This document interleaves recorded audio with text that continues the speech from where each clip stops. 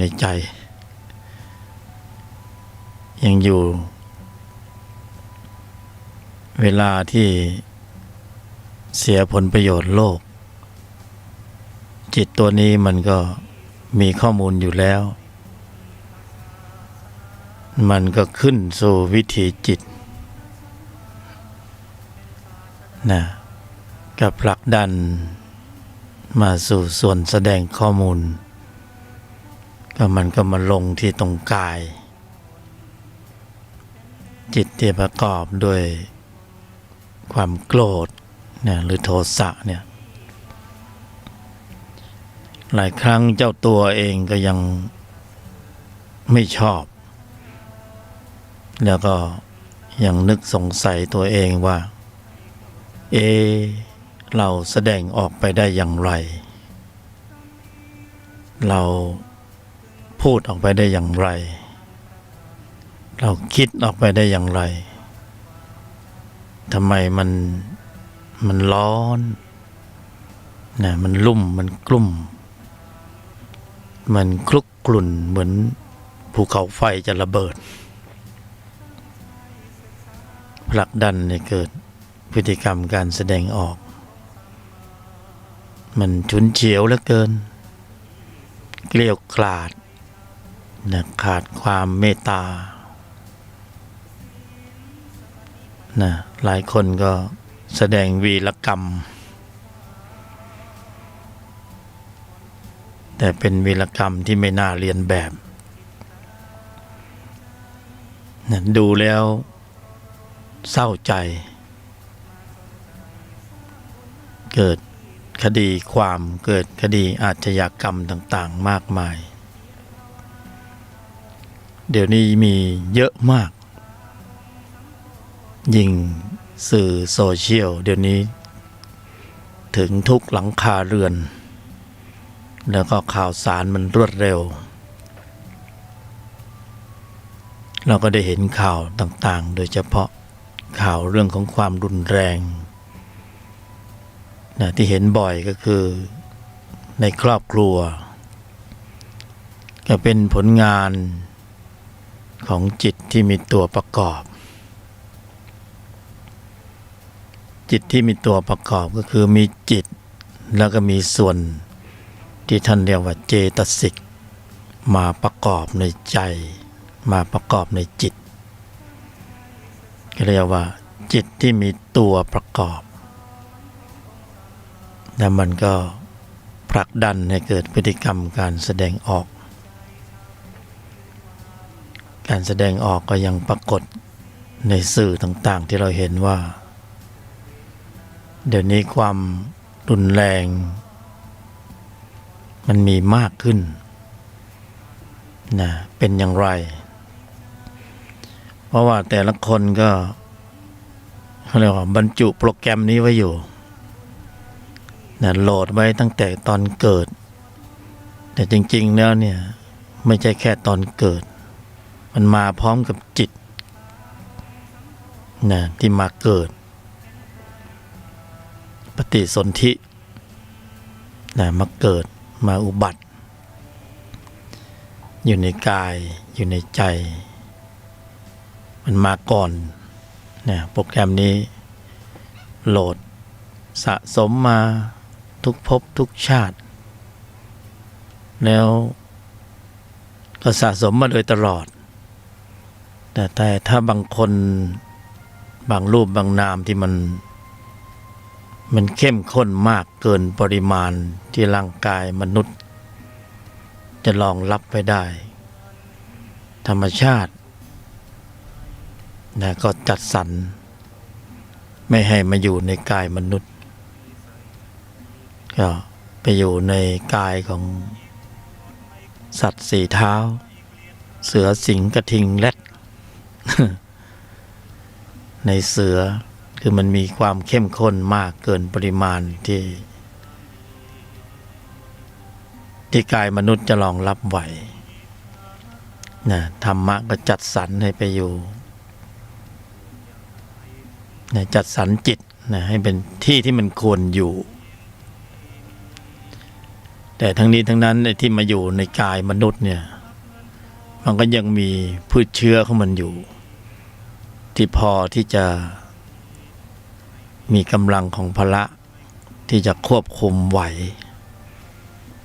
เข้าใจว่าน่าจะควบคุมได้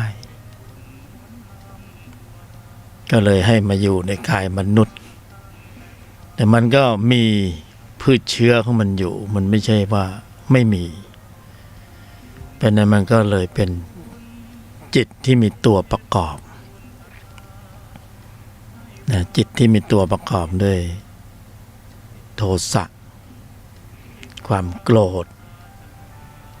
นะลงโปรแกรมมาเรียบร้อยโหลดแอปให้เรียบร้อย โหลดมาแล้วถึงเวลาที่จะขจัดออกมันก็ไม่เหมือนโทรศัพท์มือถือนะเนี่ยโปรแกรมนี้ไม่ชอบแอปนี้ไม่ชอบก็ delete ออกลบออกง่ายๆเนี่ยแต่ว่าใจของเราเนี่ยโปรแกรมโกรธเนี่ยลงมาแล้วมีกันทุกรูปทุกนามทุกคนเลยจะลบออกก็รู้อยู่ว่ามันไม่ดีจะลบออกยังไงตรงนี้สำคัญเพราะไม่ได้ลบออกเนี่ยลบไม่ได้ลบไม่เป็นไม่มีวิธีการที่จะขจัดออกนะกินยาเม็ดหนึ่งล้างความโกรธได้ก็ดีเม็ดละล้านก็น่าจะซื้อไว้กินนะ ดีกว่ากินยาแก้เบาหวานแก้ความดันแก้มะเร็งแต่นี่กินยาลดความโกรธนะไม่มีทำไม่ได้เป็นนั้นความโกรธมันก็เลยอยู่ในใจของเราตลอดกาลนะก่อนที่จะมาเกิดเป็นมนุษย์มันก็มีอยู่มาก่อนแล้วนะจิตเขาเป็นเจ้าแห่งการสะสมจิตเป็นธรรมชาติเป็นเจ้าแห่งการสะสมข้อมูลนะก็เลยเก็บข้อมูลเหล่านี้ไว้เวลามาเกิดอยู่ในกายมนุษย์ก็เรียกว่าเป็นส่วนแสดงข้อมูลที่ดีมากที่สุดเท่าที่จักรวาลหรือโลกวัฏสงสารนี้จะมีนะกายใดๆก็สู้กายมนุษย์ไม่ได้เพราะสามารถจะแสดงข้อมูลของความโกรธนะได้แสดงข้อมูลจิตได้คือส่วนแสดงข้อมูลกายมนุษย์เพราะนั้นเราก็อยากจะลองดูว่าเนี่ยโปรแกรมนี้จิตที่มีตัวประกอบด้วยความโกรธใช้ได้ดีไหม ใช้ได้เหมือนคนทั่วๆไปหรือเปล่าหรือว่ามันไม่ขึ้นเนี่ยทดลองดูว่าลองใช้ดูปรากฏว่าใช้ได้ผลนะแต่เป็นผลเลวนะไม่ใช่ผลดี ประทานโทษทดลองใช้แล้วก็ลองดูเวลาเสียหน้าเสียราคาเสียผลประโยชน์นะเสียความรู้สึกเสียเกียรติเสียฟอร์มเสียผัวเสียเมีย เสียแฟนนะมีพฤติกรรมเบี่ยงเบนเริ่มไปฝักใฝ่คนอื่นเนี่ยเราก็ลองดูว่าไอ้จิตที่มีตัวประกอบ ในความโกรธเนี่ยของเราเนี่ยมันยังใช้งานได้อยู่หรือเปล่า นั่นก็ขึ้นตามแต่กระแสสัมผัสเนี่ยใช้งานได้ดีมันก็ผลักดันให้เกิดระบบคิด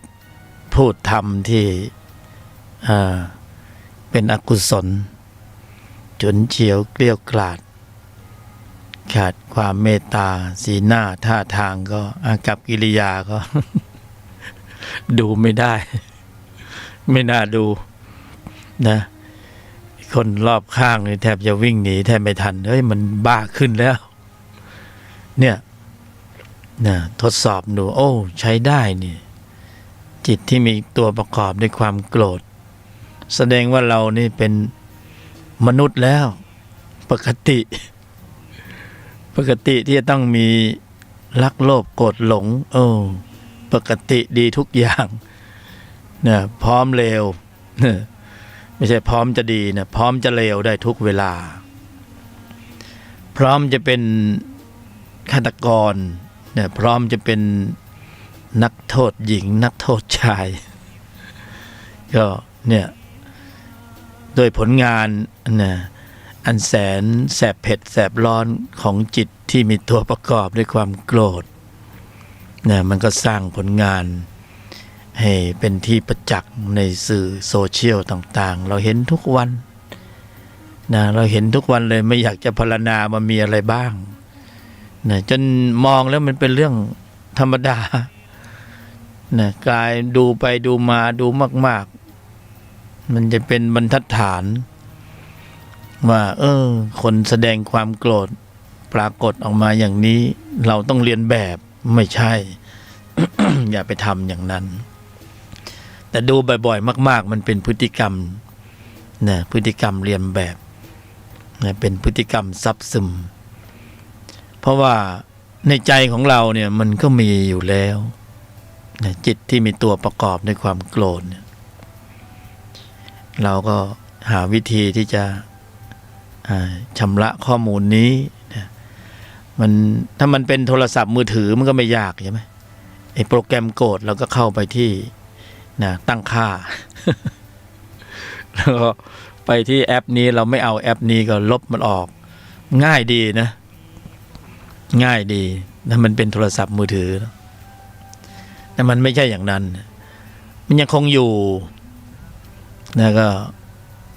อยู่นานใช่ด้วยอยู่ยาวอีกต่างหากแล้วก็ความพยายามที่จะเอาชนะ หรือจะลบล้างข้อมูลเหล่านี้ก็เป็นเรื่องของการพยายามเนี่ยแต่ว่าจะได้มากได้น้อยได้ผลหรือเปล่านี่ก็เป็นเรื่องของยุทธวิธียุทธวิธีหลายคนพยายามแล้วความโกรธก็บอกโกรธเนาะโกรธเนาะโกรธก็ให้รู้ว่าโกรธพอรู้ว่าโกรธแล้วโกรธจะดับ บางทีมันดับมันก็ดีนะบางทีมันไม่ดับมันไปดับอย่างอื่นไปดับชีพคนนั้นดับชีพคนนี้เพราะโกรธใช่ไหมบางทีก็ดับชีพตัวเองเงี้ยมาโกรธเนาะโกรธเนาะไม่ดับสักทีมาโกรธขึ้นนะภาษาสารพัดวิธีนะพวกเราก็รู้วิธีดีเพราะว่าพวกเราคุ้นเคยกับความโกรธเราอยู่กับมันทุกวันนะขับรถไปบนถนนบีบแต่ใส่ข้างหน้าก็โกรธข้างหลังบีบใส่เราก็โกรธเหลียวไปมองหน้าก็โกรธเหลียวไปมองขวา เดี๋ยวนี้คนมันโง่นะทำไมมันดุจังเลยนะมองหน้ากันก็ไม่ได้ตามไปทำร้ายกันไปประหัตประหารเนี่ยพวกนี้เป็นพวกไฟเตอร์ ความโกรธดูแล้วจะเป็นอะไรดีเป็นนิสัยที่น่าอนุรักษ์นะพวกอนุรักษ์นิยมดีเด่นจะอนุรักษ์นิสัยวันนี้เอาไว้เป็นเขี้ยวเล็บนะเวลาเสียผลประโยชน์โลกก็ใช้ความโกรธในเวลาจะข่มขู่คู่ต่อสู้หรือฝ่ายตรงข้ามในครอบครัวให้มันกลัวเรา พ่อก็แสดงความโกรธโอ้โหฉุนเฉียวเกลี้ยวกล่อมโอ้ยเกลี้ยวกล่อมเสียเหลือเกินโอ้โหเข้ม จะไปเข้มอะไรกันนักกันหนานะ เข้มเหลือเกินโอ้โหจัดให้จัดเต็มนะโอ้ฟังแล้วดูแล้วนะก็เป็นตัวอย่างที่นะที่น่าเอาแบบนะ ฉุนเฉียวเกลี้ยวกราดขาดความเมตตาจิตโกรธจิตที่มีตัวประกอบในความโกรธเราก็ปฏิบัติธรรมเราใช้ปฏิบัติเพื่อให้ได้กำลังของพละ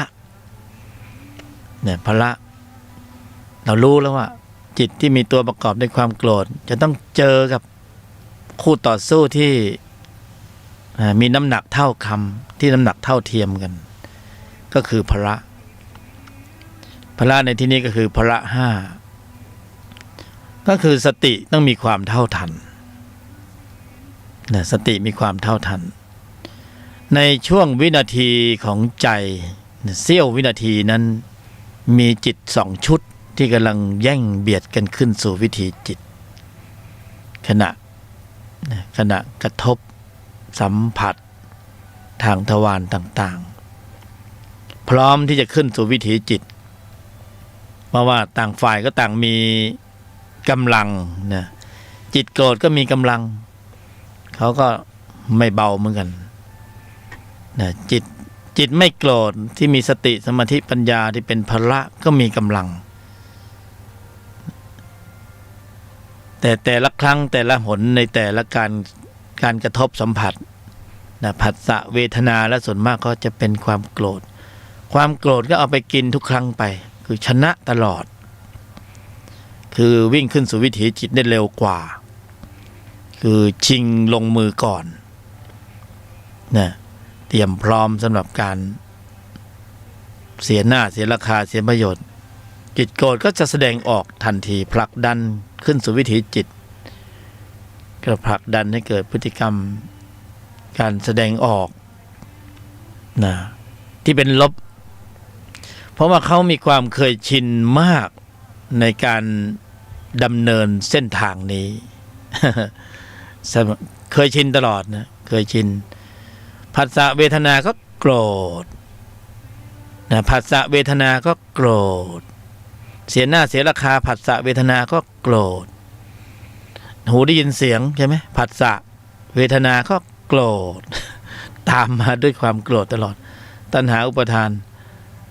นี่คือร่องรอยนิสัยเก่าเส้นทางเดิมเส้นทางเดิมที่เขาคุ้นเคยมากเพราะนั้นความเคยชินของจิตตัวเนี้ยมันก็เป็นธรรมดาของมันเห็นเป็นธรรมดาของมัน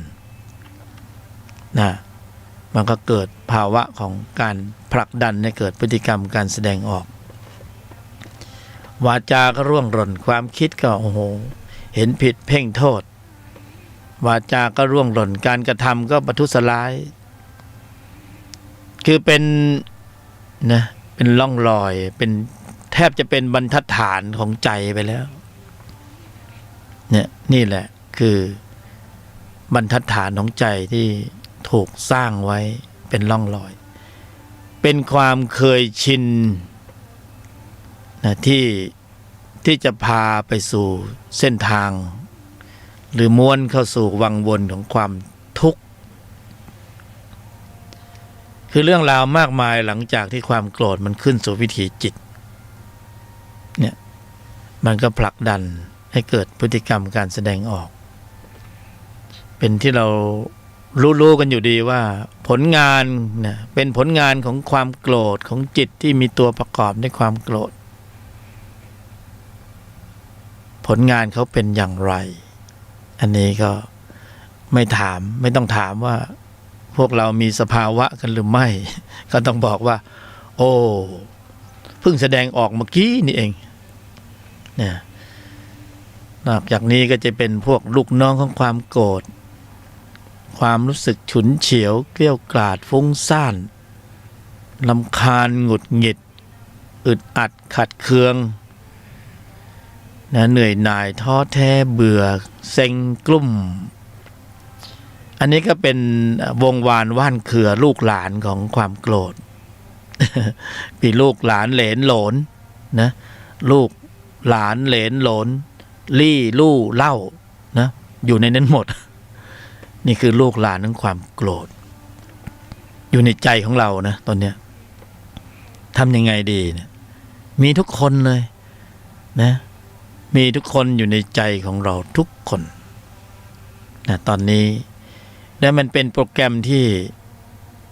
นะไม่เป็นบุญเป็นโปรแกรมลบในบวกเนี่ยเป็นโปรแกรมลบเรียกเลยว่า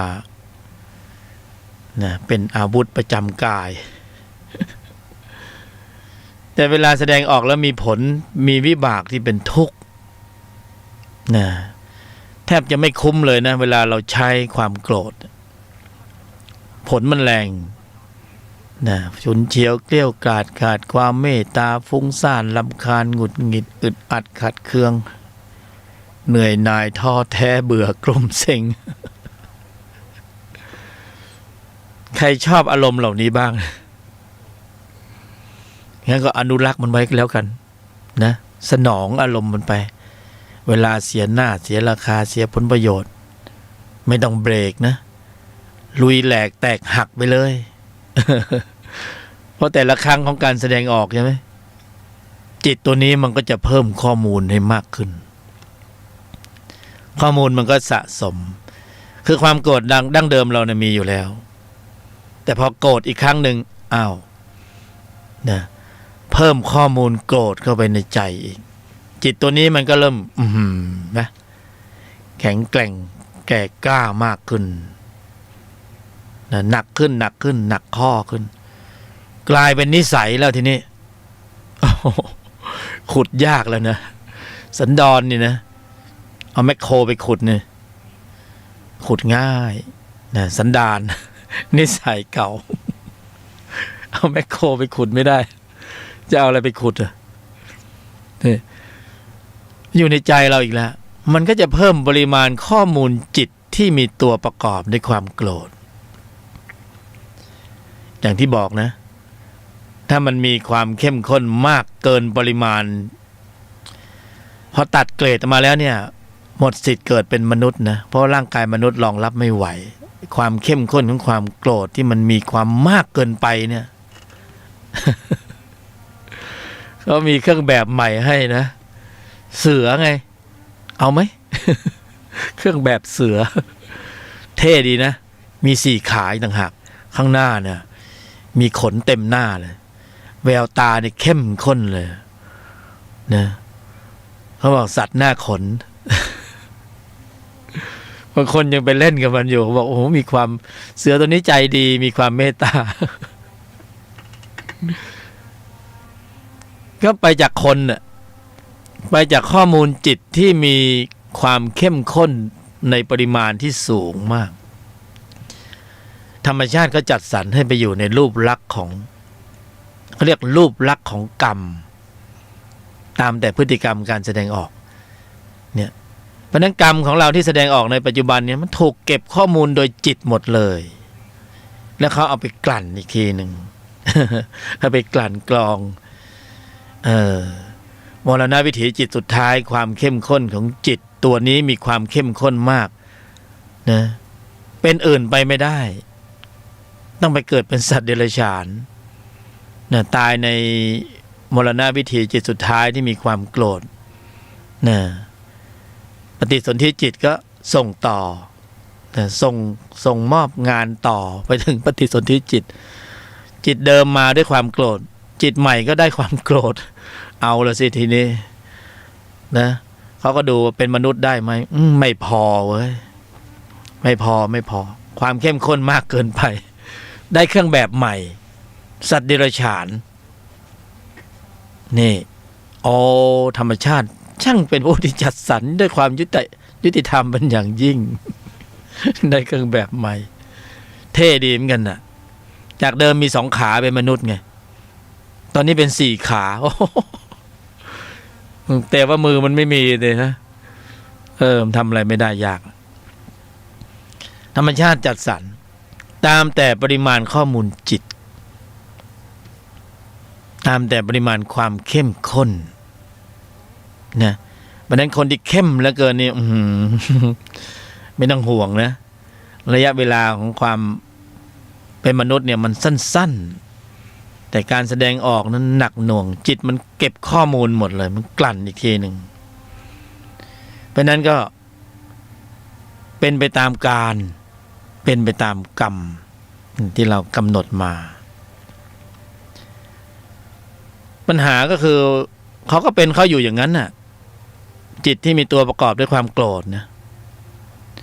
สังเกตผู้บรรยายเวลาบรรยายใช้คำว่าจิตที่มีตัวประกอบด้วยความโกรธ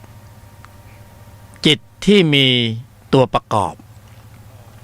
หรือจิตที่ประกอบด้วยความโกรธนะแต่ตรงกันข้ามยังมีจิตที่มีตนประกอบนะ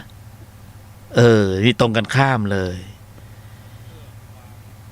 ต้องใช้การขับเคลื่อนนะกำลังใหม่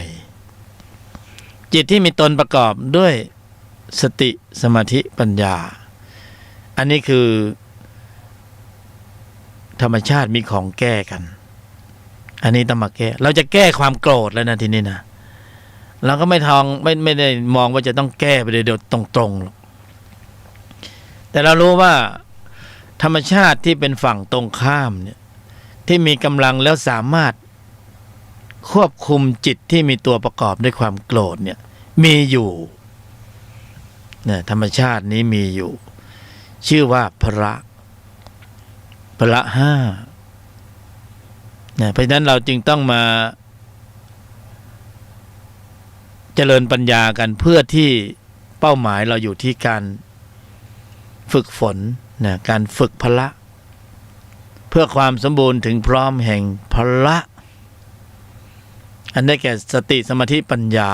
นะศรัทธาความเพียรสติสมาธิและปัญญา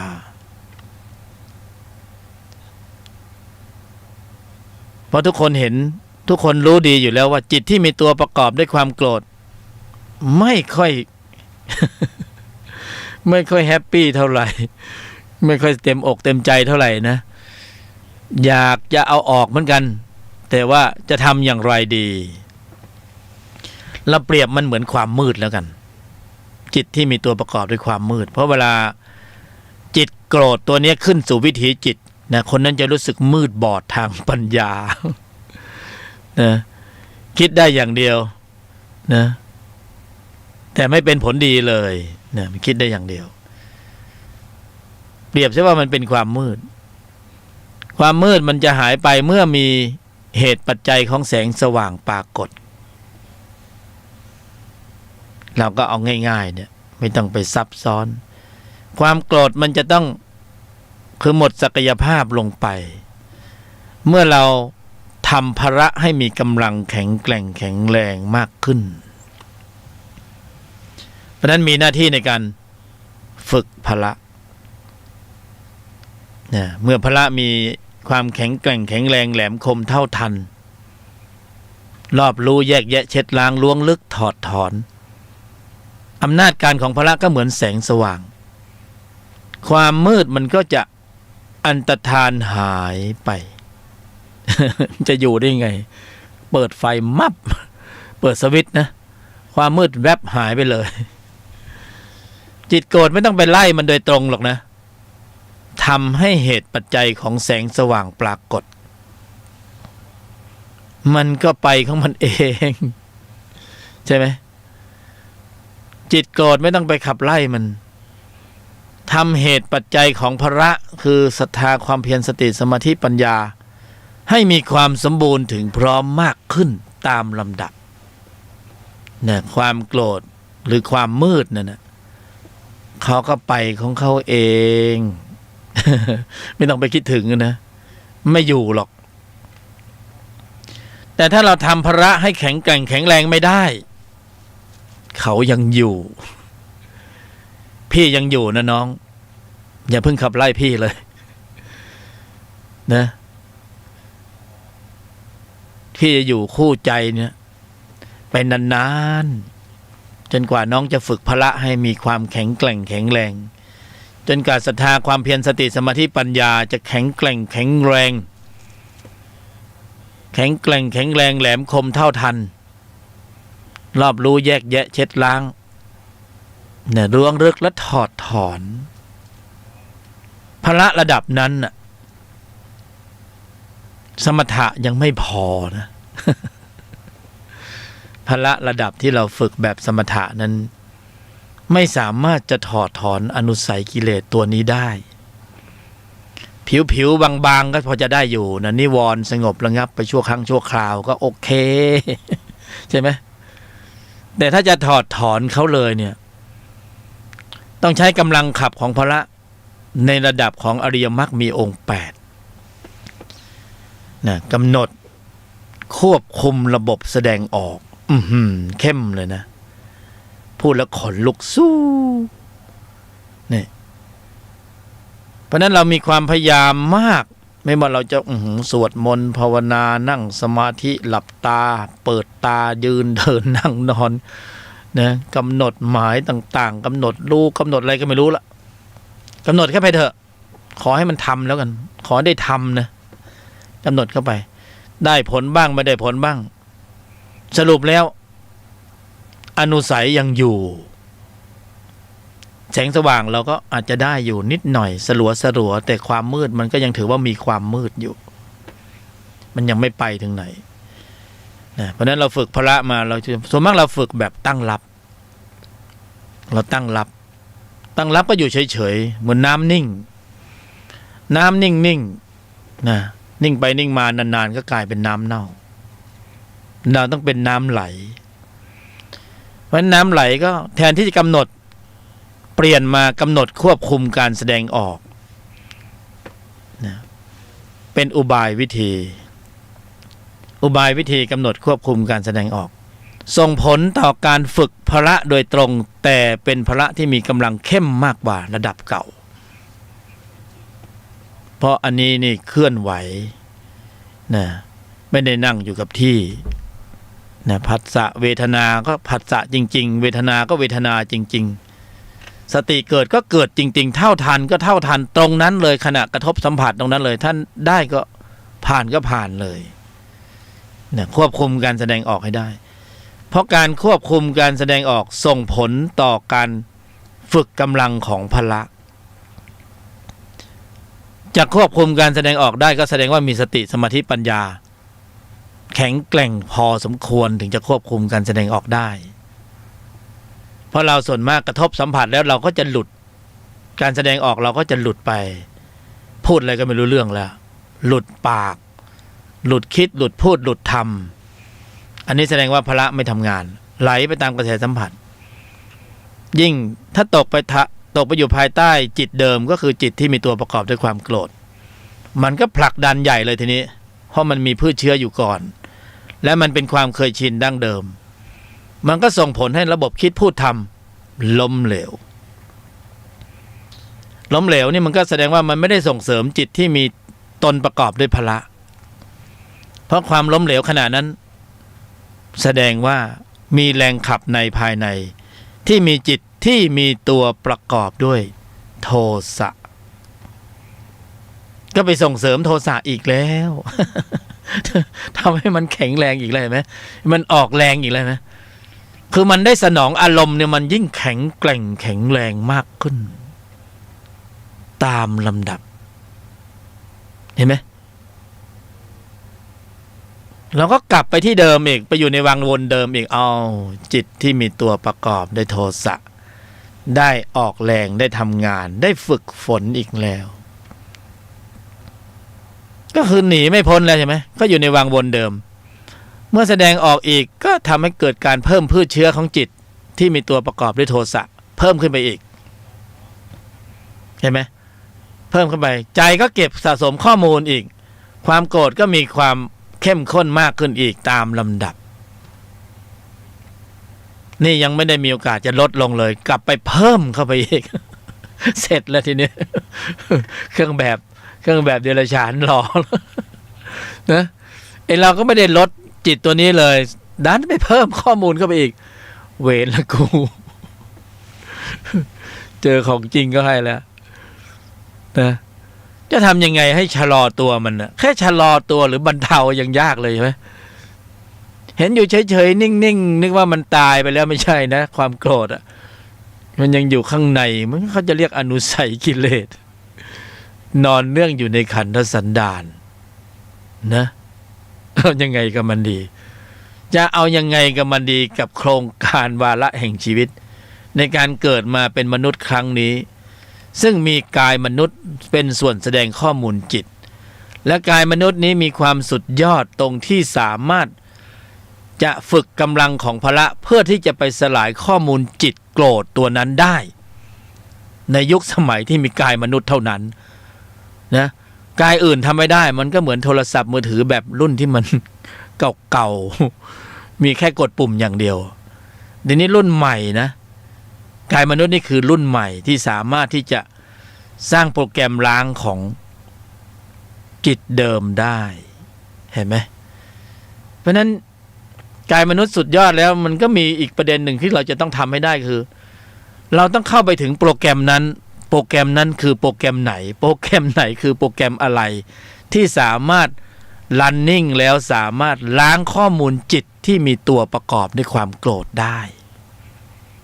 โปรแกรมนั้นคือโปรแกรมของมรรคแอปเนี่ยคือแอปพลิเคชันมรรคมีองค์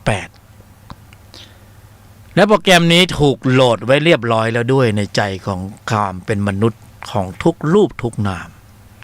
โหลดมาแล้วนะลงโปรแกรมมาเรียบร้อยแล้วมรรคเนี่ยเพราะนั้นคนที่เกิดเป็นมนุษย์ทั่วโลกเลยนะทั่วโลกทั่วจักรวาลกี่จักรวาลก็แล้วแต่ถ้ามีกายมนุษย์นะจะเป็นดาวโลกดวงไหนก็แล้วแต่มีโปรแกรมมรรคโหลดอยู่ด้วยเรียบร้อยแล้วแอปพลิเคชันมรรคมีองค์8โหลดไว้อยู่ในใจเรียบร้อยแล้วเหมือนเดียวกับที่เราโหลดโปรแกรมโกรธเนี่ยเห็นไหมใครมาโหลดให้ก็ไม่รู้แต่มรรคเหมือนกันใครมาโหลดให้ก็ไม่รู้เหลือแต่ว่านะจะเล่นโปรแกรมนี้ยังไงจะเอาโปรแกรมนี้ออกมาเล่นยังไงแอปมันเยอะเหลือเกินนะต้องไปถามเด็กว่าเด็กมันเล่นเป็นหมดทุกโปรแกรมตัวเนี้ยเห็นเราเล่นหลายโปรแกรมเล่นไม่เป็นโอ้มันเล่นกันสนุกสนานเลยนะพอขึ้นรถมาหยิบโทรศัพท์มือถือมาเล่นบอกมันเล่นอะไรกันวะเนี่ยไอเราคนแก่วะเฮ้ยเล่นไม่เป็นมันเด็กมันเก่งกว่าบางทีข้อมูลนั้นข้อมูลนี้เรายังไม่เป็นงานเลยยังไปถามเด็กขอข้อมูลขอความรู้หน่อยมันกด2 ทีจบแล้วอ้าวแหมทำไมเราไม่รู้เรื่องวะมันรู้กว่าเราอีกนี่มันเก่งมากนี่ความสุดยอดของมนุษย์เนี่ย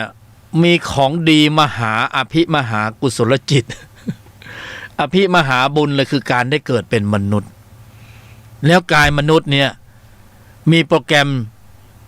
อยู่ในใจที่ชื่อว่าโปรแกรมของมรรคมีอยู่แล้วแต่ว่ามันเล่นไม่เป็น มันน่าขำตรงนี้มันไปเล่นโปรแกรมอื่น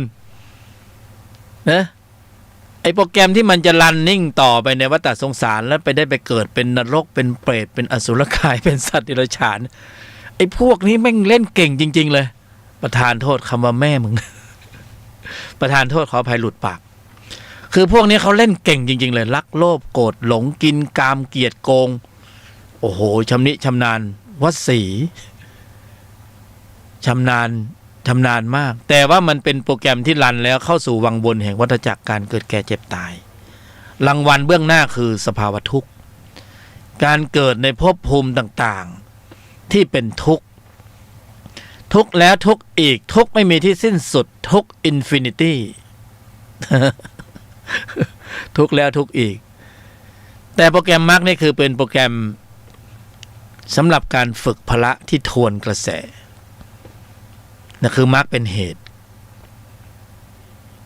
แต่เราเล่นไม่เป็นเราก็เข้าใจว่าเราเล่นได้แล้วโปรแกรมมรรคแต่เรามาเล่นไม่ยังไม่ใช่ยังไม่ถูกแก๊ปยังไม่ลงตนนะแล้วก็เนี่ยก็บางคนก็นั่งสมาธิหลับตาตัวแข็งเลยก็เข้าใจว่านี่แหละคือมรรคมีองค์8เห็นไหมถ้านั่งหลับตานี่คือสัมมาสมาธิเข้าใจอย่างนั้นคือความสมบูรณ์ถึงพร้อมแห่งพละเนี่ยแต่ละลำดับชั้นก็สมบูรณ์ไปที่แตกต่างกันความเข้าใจของแต่ละคนมันก็เข้าใจกันไปตามเรื่องตำราว นี่ถ้าเป็นป .1 ป .2 อนุบาลก็เข้าใจอีกแบบหนึ่งมัธยมก็เข้าใจอีกแบบหนึ่งประสบการณ์ก็แตกต่างกันไปเพราะฉะนั้นอย่างที่บอกคือโปรแกรมของมรรคเนี่ยมีอยู่แล้วในใจของพวกเราทุกคนก็คือระบบตัดกระแสทุกข์นั่นเองนะถ้าเล่นโปรแกรมมรรคนี้ได้ทุกข์ก็ลดหวบหาบเลยผัสสะเวทนาก็อุเบกขาเฉยอยู่ความโกรธก็แทบจะไม่ขึ้นก็ลงแป๊บขึ้นเร็วลงเร็วที่ลงเร็วเพราะสติสมาธิปัญญาเข้าควบคุมสถานการณ์ของใจไว้ได้ตัวโกรธก็ลงจริงๆคำว่าตัวโกรธเนี่ยมันก็เป็นตัวแทนของแทบทุกตัวนะเพราะไอ้ตัวนี้คือตัวทับหน้าของมันเลยในความเป็นจริงแล้วมันไม่ใช่มีตัวเดียวจิตที่มีตัวประกอบด้วยความโกรธเนี่ยนะยังมีตัวอื่นอีกหลายตัวแต่พละถ้าหากว่าตีทับหน้าตัวนี้แตกได้ทับหลังอื่นๆตัวอื่นๆก็คงไม่ยากก็ไล่ชั้นไปตามลำดับนะไล่ชั้นไปเพราะฉะนั้นในชั้นนี้เราได้พูดคุยกันถึงเรื่องจิตที่มีตัวประกอบด้วยความโกรธเราก็เอามันเป็นตัวแทนของจิตตัวอื่นๆเหมือนกันในฝ่ายธรรมะสายเกิดในฝ่ายพยามารนะธรรมะสายเกิดจิตชั้นตัวเนี่ยผู้บรรยายใช้คำว่าจิตชั้นตัวแยกให้ผู้ฟังเห็นภาพว่าโอ้ไอ้นี่มันจิตชั้นตัวโลภะตัวโทสะตัวโมหะให้เกียรติให้ค่ามันด้วยแต่คำว่าตัวนะจิตชั้นตนอันได้แก่สติสมาธิปัญญาให้เกียรติให้ค่าท่านด้วยคำว่าตนความดีที่สมบูรณ์ถึงพร้อมเรียกว่าตนตนเพราะนั้นแยกแยะเห็นภาพระหว่างคำว่าตัวและคำว่าตนเวลาบรรยายถ้าใช้คำว่าเราก็แสดงว่าเหมารวมเหมายกเข่งแต่พอแยกประเภทแล้วหนึ่งเราก็มีหนึ่งตัวหนึ่งตนอยู่ด้วยกันในเข่งเดียวกันในเข่งเดียวกันก็คือในใจเดียวกันแยกจิตสำนึกดีสำนึกชั่วนะจิตสำนึกบุญสำนึกบาปนะสำนึกบุญก็ชั้นตนสำนึกบาปก็ชั้นตัวก็จะพาให้เพิ่มพืชเชื้อของการเกิดแก่เจ็บตายเพิ่มโลภะโทสะโมหะให้มีความเข้มข้นปริมาณมากขึ้นตามลำดับเพราะมันต้องใช้ข้อมูลจิตเหล่านี้เป็นตัวขับเคลื่อนให้สัตว์นั้นเคลื่อนไปในวัฏสงสารคือไปเกิดไปตายไปในที่ต่างๆมันต้องมีแรงขับด้วยจิตที่มีตัวประกอบด้วยนี่คือจิตชั้นตัวส่วนจิตชั้นตนนั้นเขาก็มีหน้าที่ในการสลายข้อมูลชั้นตัวคือเขาเพิ่มกำลังชั้นตนมากขึ้นก็ชะลอการเวียนตายเวียนเกิดในวัฏสงสารแล้วก็อัปเกรดจิตวิญญาณถ้ามีปริมาณข้อมูลจิตชั้นตนมากๆก็ปรับระดับของใจขึ้นไปแตะคลื่นเข้าคลื่นพ้นคลื่นของวัฏสงสารเข้าคลื่นของนรกเปรตอสุรกายสัตว์เดรัจฉานนั้นเป็นจิตชั้นตัวเข้าคลื่นเดียวกันคลื่นนรกคลื่นเปรตคลื่นอสุรกายคลื่นทุกข์คลื่นวิบากคลื่นกรรมต่างๆที่เราฉลาดพวกเรามาฟังธรรมะเนี่ยพวกเราฉลาดเลยก็จะหนีคลื่นที่มันหยาบไงนั่งรถไปบนท้องถนนนึกถึงบุญนึกถึงคลื่นของสัพพัญญูนึกถึงคลื่นสวรรค์ของคลื่นของพรหมคลื่นของโลกุตระบางทีก็ภาวนามนไปด้วยภาวนามนของชั้นไหนแล้วก็ไปถึงคลื่นชั้นนั้นภาวนามนพรหมวัตตาพรหมวัตติก็ไปถึงพรหมวัตตาพรหมวัตติก็ไปถึงคลื่นชั้นพรหมเราก็นึกน้อมระลึกถึงชั้นพรหมช่วยดลจิตดลใจดลบันดาลให้เราพบแต่คนดีๆมาหนุนนำเรื่องดีๆมาหนุนนำอย่าเจอเรื่องร้ายๆให้เบี่ยงไปปัดไปอย่ามาเจอเนี่ยเรานึกถึงคลื่นไหนคลื่นชั้นนั้นก็เชื่อมสัญญาณเชื่อมโยงสัญญาณเราภาวนามนโลกุตระจิตเราก็ขึ้นไปถึงชั้นโลกุตระเชื่อมสัญญาณกับโลกุตระ โลกุตระก็ให้ค่าให้เกียรติเราให้ค่าให้เกียรติท่านท่านก็ให้ค่าให้เกียรติเราเวลามีเหตุร้ายๆท่านก็เบี่ยงไปเข้าสติหลบไปทางขวาทางซ้ายมีอุบัติเหตุเพศภัยท่านมองเห็นท่านอยู่ข้างบนท่านมองเห็นข้างหน้าท่านก็เข้าสติให้เราเลี้ยวขวาโอ้โหเฉียดไปนิดเดียวถ้าเลี้ยวซ้ายตายพอดี พอดีเลี้ยวขวาใช่ไหมเลี้ยวซ้ายตายพอดีเลยโอ้เนี่ยขึ้นนิพพานขึ้นสัพพัญญูเบื้องบนก็โฉบไปนะเฉียดไปนิดหนึ่งเราก็ขับไปกำลังวุ่นวายเลยฟุ้งซ่านรำคาญหงุดหงิดนะฉุนเฉียวเกลี้ยวกราดดีแล้วมึงกำลังเข้าคลื่นของนรกพอดีเลยนะไปข้างหน้าไม่ต้องหลบนะเข้าไปอัดเต็มตายคาที่นะคลื่นจะเอาคลื่นไหนนะแต่ที่แน่ๆตอนนี้คลื่น 104.5 นี่สุดยอดที่สุดนะสุดยอดนะใครฟังวันนี้สุดยอดเพราะนั้นเราต้องอยู่ที่การปรับใจของเราจะเข้าคลื่นนรกก็สะสมนิสัยหยาบๆมาเยอะๆนะจะได้เจอพวกที่มาทวงถามไอ้พวกมาหนุนนำไม่ต้องเจอนะเจอแต่พวกที่ทวงถามเดี๋ยวมาทวงหนี้เดี๋ยวค่ารถค่าโน่นค่านี่ไอ้พวกทวงถามมาตลอดยิ่งเศรษฐกิจไม่ค่อยดีแบบนี้นะเข้าคลื่นยกหูโทรศัพท์มาแล้วรับสายหน่อยโอ้โหรัวเป็นชุดเลยไอ้ยาไอ้นี่มาทวงหนี้เนี่ยว่ากูโดนอีกแล้วเนี่ยเข้าคลื่นพอจะเข้าคลื่นโชคคลื่นลาภวาสนาซะหน่อยหวยจะออกเฉียดไปเฉียดมานะคลื่นบุญไม่เข้าเลยเพราะนั้นอยู่ที่การปรับใจของเราเองว่าจะปรับให้เป็นตัวหรือเป็นตนเริ่มโดยพื้นฐานปรับที่ใจของเราก่อนเพราะใจเรามีลักษณะเป็นทั้งเครื่องรับและเป็นทั้งเครื่องส่งพอเราปรับเครื่องรับของเราและเครื่องส่งของเราให้มาตรฐานใช่ไหมโอ้โหสัญญาณมันชัดแจ๋วเลย 104.5 นะพระอาจารย์ตั้งเสาใหม่สัญญาณนี่ชัดแจ๋วเลยโอ้โหไปได้ไกลเราตั้งของเราก่อนในเครื่องรับของผู้ฟังถ้ารับได้ก็โอเคไปเพราะนั้นเราปรับใจของเราโดยสภาวะเรารู้ว่าข้อมูลใจเรามีข้อมูลทุกข้อมูลชั้นตัวเราก็พยายามเบรกข้อมูลชั้นตัวก็ส่งเสริมข้อมูลชั้นตนโดยพื้นฐานก็สวดมนต์ภาวนานะฟังธรรมะกำหนดถ้าเราจะเอาคลื่นที่ละเอียดมากขึ้นนะเป็นคลื่นของอริยจิตเราก็กำหนดควบคุมระบบแสดงออกแล้วก็ภาวนามนโลกุตระระหว่างที่เราเดินไปบนพื้นโลกเนี่ยอันตรายมันมีรอบด้านเลยเราจะไปรู้ว่าเราจะไปเจออะไรข้างหน้านะอันตรายรอบด้านเลยมันน่าหวาดหวั่นไปหมดเลยตอนนี้นะ อันตรายอยู่รอบด้านแล้วก็ภาวนาขอให้เจอแต่สิ่งดีๆเถอะนะขอให้เจอคนที่มาหนุนนำนะ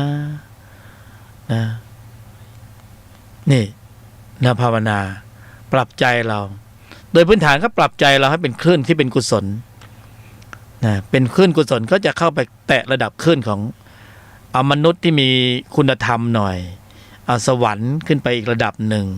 ชั้นพรหมชั้นนิพพานนะชั้นล่างนี่ไม่ต้องห่วงนะเราสัมผัสทุกวันเลยทุกวันพวกนรกพวกเปรตพวกอสุรกายพวกสัตว์เดรัจฉานสัมผัสทุกวันเลยคลื่นเหล่านี้แต่เราจะอัปเกรดใจจิตวิญญาณเราให้ปรับขึ้นไปสู่ระดับของคลื่นที่มีความละเอียดปานนีตมากขึ้น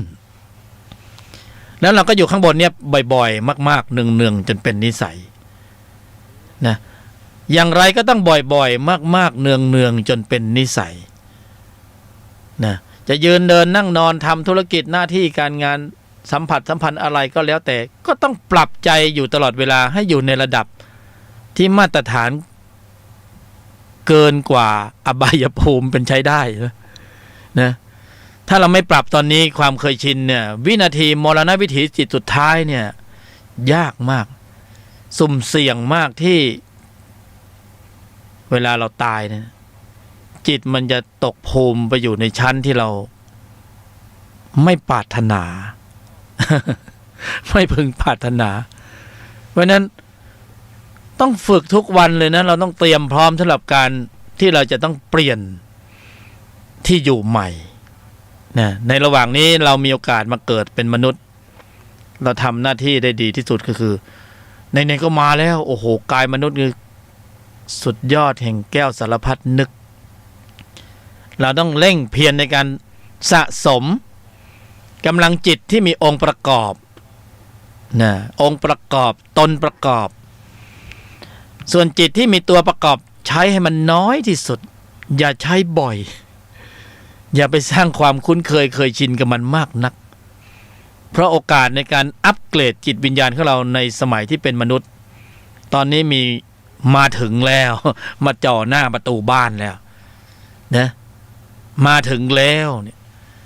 นะมาถึงแล้วแนวความคิดเปลี่ยนจริตริดรอนกรรมตามคำสอนนี่มาถึงแล้วแนวความคิดเปลี่ยนจริตริดรอนกรรมตามคำสอนอัปเกรดใจของตนเองด้วยตนเองตนแลเป็นที่พึ่งแห่งตนใครมาอัพให้เราไม่ได้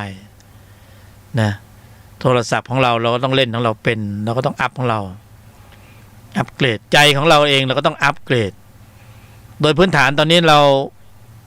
อยู่ในระดับของมนุษย์ปุถุชนคนมีกิเลสธรรมดาแต่ความสามารถของกายมนุษย์พิเศษมากกว่าสามารถเพิ่มปริมาณข้อมูลจิตที่อัปเกรดจิตวิญญาณของตนเองขึ้นไประดับของสวรรค์ระดับของชั้นพรหมนะระดับของพระอริยะแต่ในทางตรงกันข้ามก็สามารถตกเกรดตกชั้นใช่ไหมมีไหมสอบตกมีตกเกรดตกชั้นมีไหมจากคนรวยนี่หล่นไปเป็นคนจนเคยเห็นไหมมีคนจนขึ้นไปเป็นคนรวยมีไหมมีมนุษย์อยู่เนี่ยตกไปเป็นเดรัจฉานมีไหมมันมีนั่นเนี่ยมีตกไปเป็นเปรตมีไหมหลังจากแตกกายทำลายขันธ์เนี่ยมีแล้วเพื่อเป็นหลักประกันที่มั่นคงเราไม่ประมาทเรื่องอะไรถ้าเกิดถึงตามองไม่เห็นถ้าเกิดเขาเป็นอย่างนั้นจริงๆแล้วก็เป็นอย่างนั้นจริงๆนะเพื่อความไม่ประมาทเราก็ต้องเตรียมกระสุนไว้ก่อนใช่ไหมก็คือจิตที่มีตนประกอบเก็บตุนไว้ให้มากที่สุดนะอย่าไปตุนข้าวตุนของตุนเหมือนตอนโควิดใช่ไหมเนี่ยตุนไว้ก่อนใช่ไหมแล้วก็เก็บปริมาณข้อมูลจิตที่มีองค์ประกอบตนประกอบเนี่ยเราก็ต้องสร้างสรรค์แล้วทีนี้จะสร้างอย่างไรก็สร้างในชีวิตประจำวันในแต่ละวันเก็บเริ่มต้นโดยตื่นนอนมาแต่เช้าจะออกนอกบ้านระลึกถึงการควบคุมการแสดงออกให้ดีเป็นมาตรฐานนี่ให้ดีเป็นมาตรฐานเก็บสแปร์วางบรรทัดฐานของใจไว้เหมือนแมลงมุมชักใยในตอนเช้า เดินเข้าไปในสวนใยแมงมุมติดหน้าติดตาแสดงว่ามันชักใยไว้ก่อนตั้งเมื่อคืนนะเราก็เช่นเดียวกันเราก็วางเครือข่ายของใจไว้ให้เรียบร้อยใจหนอใจใจเจ้าจงเดินอยู่ตามทิศทางเส้นทางนี้หนาไม่โกรธนิ่งในไม่โต้ตอบนะจ๊ะเนี่ย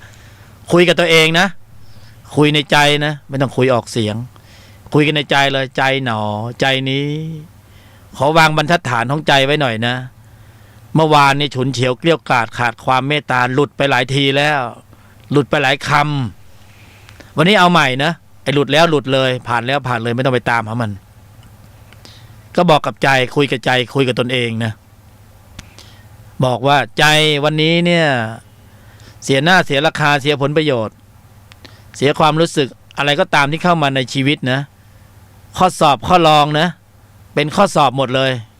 ไม่ว่าเป็นสัตว์เป็นบุคคลเป็นเรื่องราวเป็นผลประโยชน์ข้าพเจ้าจุดนายนางสอนายนางสาวอะไรก็แล้วแต่จะบอกกับตัวเองสอนตนเองนะไม่มีใครมาสอนเราได้หรอกเราสอนตัวเราเองบอกกับตัวเองจะนิ่งในไม่โต้ตอบเลยนะทำให้ได้นะ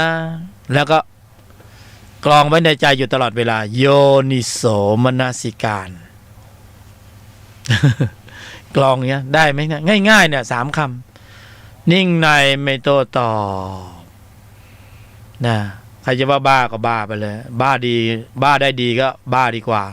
ดีกว่าบ้าแล้วไม่ได้ดีนะบ้าธรรมะอย่างเงี้ยนิ่งในไม่โต้ตอบก็บอกโอ้ยทำไมเป็นคนไม่สู้คนทำไมไม่มีศักดิ์ศรีเลยกระทบกระทั่งเสียหน้าเสียราคาเสียผลประโยชน์ทำไมไม่โต้ตอบเขาสักคำหนึ่งโอ้กำลังสู้กันอยู่ในภายในเนี่ยระหว่างจิตชั้นตัวกับจิตชั้นตนเพราะนั้นก็ต้องยอมเสียผลประโยชน์นอกเพื่อที่จะได้ผลบารมีในภายในต้องแลกแล้วเสียผลประโยชน์นอกเป็นไงเสียเงินนะสิเสียหน้าเสียราคาเสียผลประโยชน์เสียเงินแล้วเป็นไงก็เจ็บอกเจ็บใจแล้วเป็นยังไงต่อก็แสดงความโกรธแล้วเป็นยังไงต่อ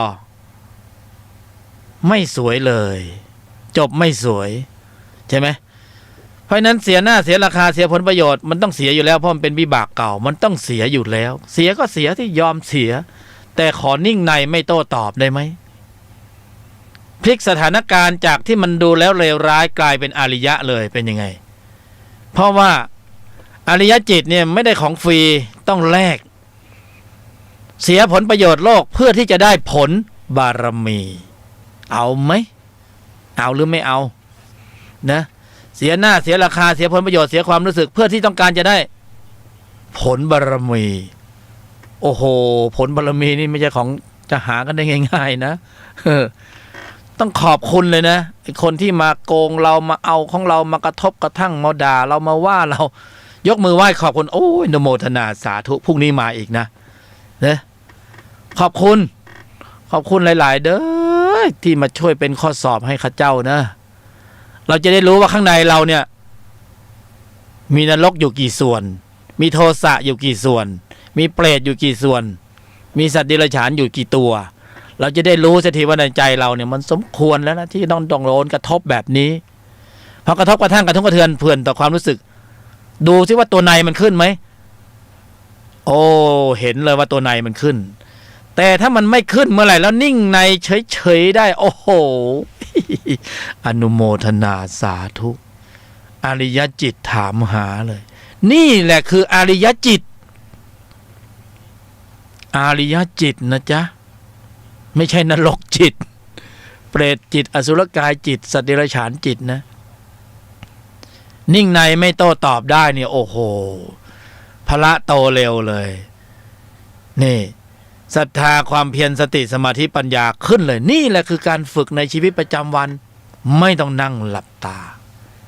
นะเปิดตาเลยเปิดโลกกระทัดเลยเพราะนั้นฝึกในแต่ละวันเนี่ยมันก็เหมือนคนนั่งขายของอะนะบางทีลูกค้ายังไม่ได้มาหรอกแล้วก็นั่งเฝ้าไปก่อนดูโยนิโสมนสิการดูท่าทีก่อนเดี๋ยวนานๆลูกค้ามาทีลูกค้ามันไม่ได้มาทั้งวันใช่ไหมใช่แหละการกระทบสัมผัสบางทีมันก็ไม่ได้มาทั้งวันเราก็ต้องเตรียมพร้อมสำหรับการรับกระทบทางทวารต่างๆใช่ไหมเราต้องเตรียมพร้อมแล้วเอาละนะนิ่งในไม่โต้ตอบข้อสอบจะมาหรือยังมาทางตาหรือเปล่ามาทางหูหรือเปล่ามาทางจมูกมาทางลิ้นมาทางกายมาทางใจทางเรื่องนั้นเรื่องนี้หรือเปล่าแวบขึ้นมาเตรียมพร้อมอยู่ก่อนแล้วนี่นะสติเท่าทันควบคุมระบบแสดงออกได้นิ่งในไม่โต้ตอบเห็นไหมเป็นผลงานของตนศรัทธาตนความเพียร ตนสติตนสมาธิและตนปัญญาอันนี้คือการฝึกพละในภายในเนี่ยขณะกระทบสัมผัสทางทวารต่างๆ ถ้าพละระดับนี้โตเร็วเนี่ยก็คือเพิ่มปริมาณของแสงสว่างจิตที่มีตัวประกอบด้วยความโกรธก็จะไม่ได้ใช้งานแล้วมันไม่ได้ออกแรงเลยก็มันแทนที่เสียผลประโยชน์โลกมันจะต้องโกรธใช่ไหมถ้าโกรธก็แสดงว่าจิตที่มีตัวประกอบด้วยความโกรธได้ทำงานใช่ไหมได้ออกแรงใช่ไหมได้ฝึกกำลังใช่ไหมแต่พอเสียผลประโยชน์โลกผัสสะเวทนาดันนิ่งในไม่โต้ตอบเมื่อนิ่งในไม่โต้ตอบก็เป็นหน้าที่ของศรัทธาความเพียรสติสมาธิปัญญาใช่ไหมพละใช่ไหม เมื่อพละทำงานโทสะจิตก็ไม่ได้ทำงานนะสิเมื่อโทสะจิตไม่ได้ทำงานก็หงอยนะสิไม่มีงานทำก่อนหน้านี่เสียผลประโยชน์โลกเป็นไงขึ้นสู่วิถีจิตแล้วความโกรธขึ้นพรวดพลาดเลยใช่ไหมนี่แหละทำให้เขามีกำลังใช่ไหมเที่ยวนี้ขึ้นไม่ได้ยังไงดีเสียผลประโยชน์โลกแล้วจิตโกรธไม่ขึ้นดันมีสติสมาธิปัญญามาควบคุมสถานการณ์ของใจไว้ก่อนเอายังไงดีพละก็โตขึ้นตามลำดับจิตที่มีตัวประกอบด้วยความโกรธก็ไม่ได้ออกแรง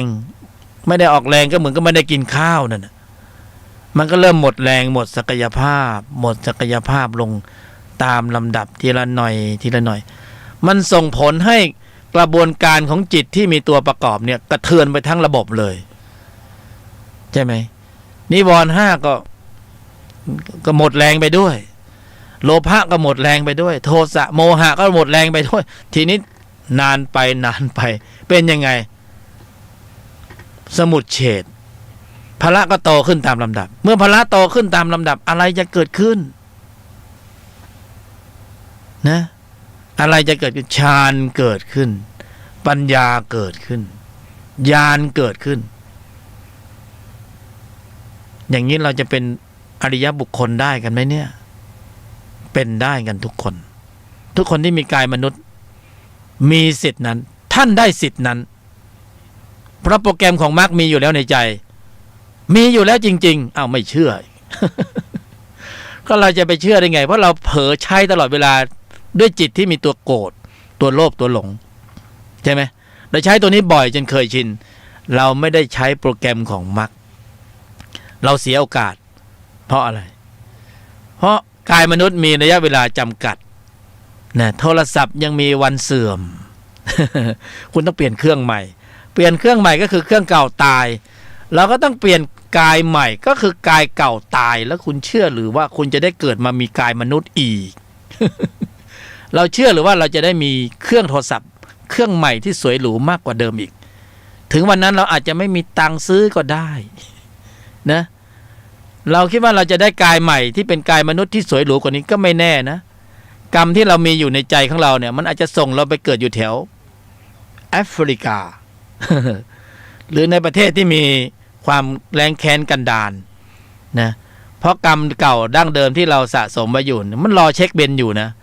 เพราะฉะนั้นการปฏิบัติเจริญอบรมศึกษาปฏิบัติธรรมในระดับชั้นนี้เนี่ยสะเดาะเคราะห์ล้างกรรมทำบารมีหนีอบายนะสะเดาะเคราะห์ล้างกรรมทำบารมีหนีอบายนะอบายนี่ไม่ใช่ว่าจะมองว่าเป็นนรกเปรตอสุรกายสัตว์เดรัจฉานการที่เราต้องเวียนตายเวียนเกิดไปเกิดในภพภูมิที่มันแรงแค้นลำบากไม่มีพระพุทธศาสนาอันนั้นก็คือพี่ของน้องๆอบายเหมือนกันนะเป็นน้องๆอบายเหมือนกันเพราะนั้นการเกิดในมนุษย์ที่มีความสมบูรณ์ถึงพร้อมที่มีองค์ประกอบครบมูลพร้อมมูลเนี่ยอย่างที่เราเป็นกันอยู่ทุกวันเนี่ยอนุโมทนาสาธุบุญเป็นเครื่องจัดสรรกรรมที่เป็นกุศลเป็นเครื่องจัดสรรให้เราจริงๆเพราะนั้นจึงแม่โอกาสที่ดีๆอย่างนี้นะการที่เราจะได้สะสมในข้อมูลที่มีกำลังของพละมากขึ้นเนี่ยเราต้องเร่งทำความเพียรแล้วเราต้องเร่งทำความเพียรเมื่อโอกาสมาถึงให้คว้าไว้เสียนี่เหมือนช่วงก่อนเนี่ยคนเขาค้าขายกันในยุคหนึ่งที่ดินขายดีมากเลยราคาดียุคนาชาติใช่ไหมโอกาสมาแล้วก็ต้องรีบทำความสมบูรณ์ถึงพร้อมจัดการให้เรียบร้อยเดี๋ยวมันคงจะขึ้นไปกว่านี้อีกราคาดีกว่านี้อีกหมดยุคไปตอนนี้ราคาร่วงตบหลังจากนั้นขายไม่ได้ โอกาสของการเกิดเป็นมนุษย์ที่มีกายมนุษย์เราไม่รู้ว่าเบื้องหน้ากรรมที่อยู่เบื้องหลังในใจเรามันจะจัดสรรส่วนไหนไปอีกเพื่อความไม่ประมาทนะเพื่อความไม่ประมาทเราก็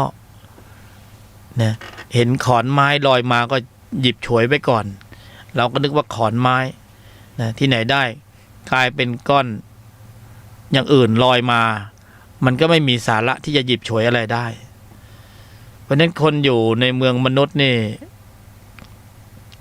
จะว่าปลอดภัยเสียทีเดียวก็ยังไม่ปลอดภัยเสียทีเดียวมีแต่ว่าโอกาสที่จะสะสมข้อมูลของจิตที่เป็นกำลังเราไม่ควรจะปล่อยโอกาสนี้พลาดหลุดมือไป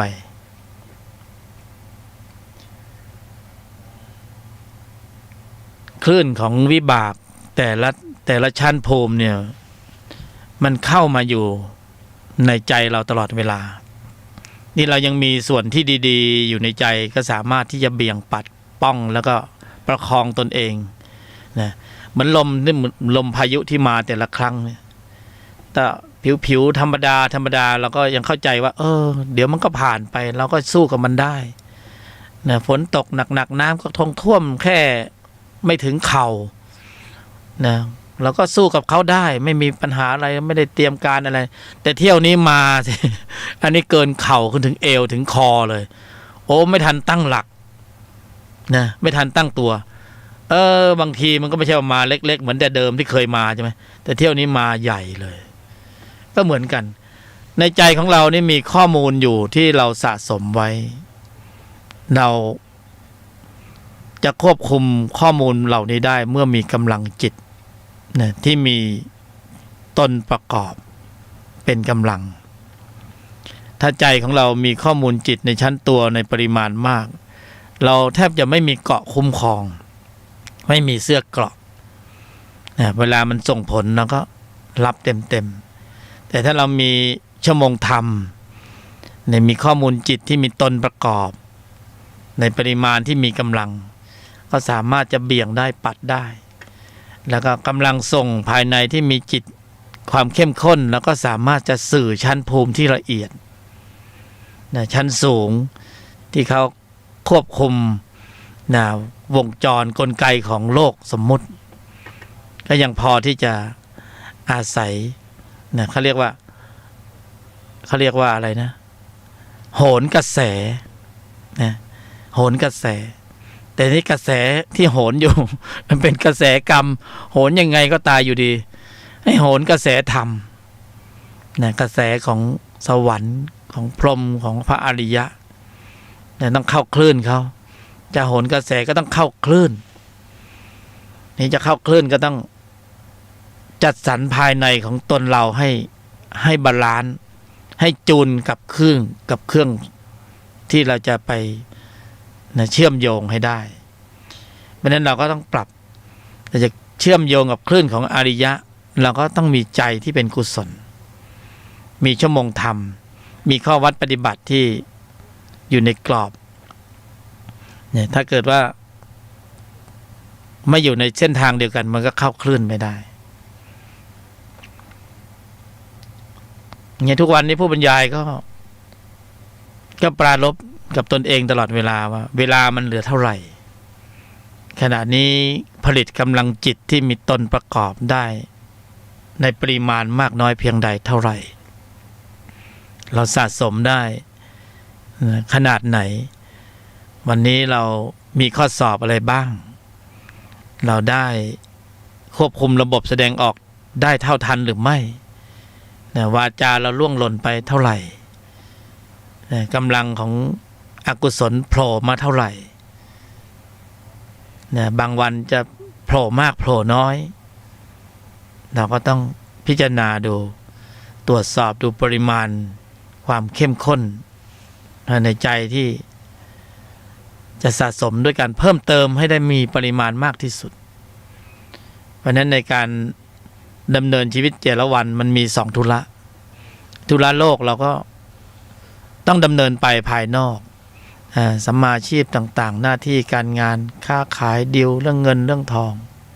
แต่ในภายในเราก็ไม่ได้ปล่อยให้ผ่านไปเราก็กำหนดหมายกำหนดหมายเพื่อที่จะเก็บคะแนนเก็บข้อมูลของจิตเพื่อที่จะได้ในปริมาณที่สมประโยชน์กับร่างกายมนุษย์เพราะเขาผลิตได้ตลอดเวลาถ้าเรากำหนดหมายก็เข้าระบบเลยแต่ถ้าเราไม่กำหนดหมายจิตมันก็จะตกชั้นลงมาอยู่ในอีกระดับชั้นหนึ่งคือชั้นของวัฏฏะ ถ้าเรากำหนดหมายได้ก็เท่ากับเราก็เข้าไปในระบบเนี่ยพอเข้าระบบในภายในเขาก็ทำหน้าที่เนี่ยพละห้าเขามีกำลังแรงขับเขามีอยู่ก่อนแล้วและผู้เชื้อเดิมมีอยู่เนี่ยเขาก็ควบคุมระบบแสดงออกก็ผลิตกำลังจิตที่มีองค์ประกอบด้วยกุศลในระดับชั้นของมรรคขึ้นมา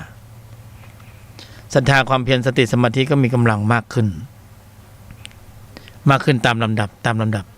แล้วก็เก็บเกี่ยวทุกวันในแต่ละวันก็เก็บเกี่ยว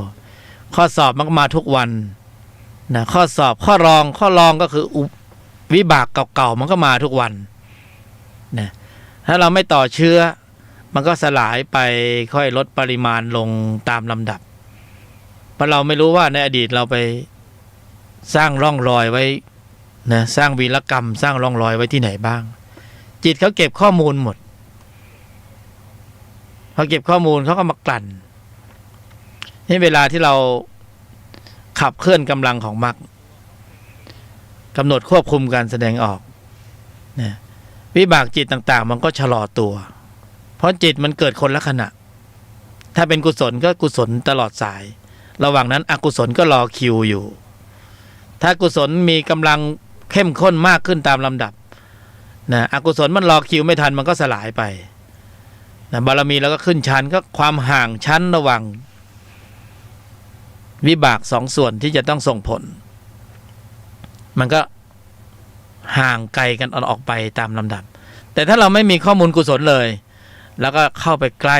อกุศลเข้าไปใกล้นะมันพร้อมส่งผลเมื่อไหร่มันก็ลงสู่ส่วนแสดงข้อมูลกายข้อมูลจิตนะครับดลให้เราไปเจอเหตุต่างๆ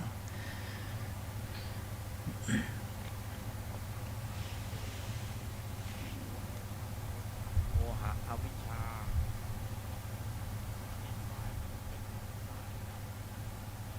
ศรัทธาความเพียรสติสมาธิตนปัญญาพละนี่เอง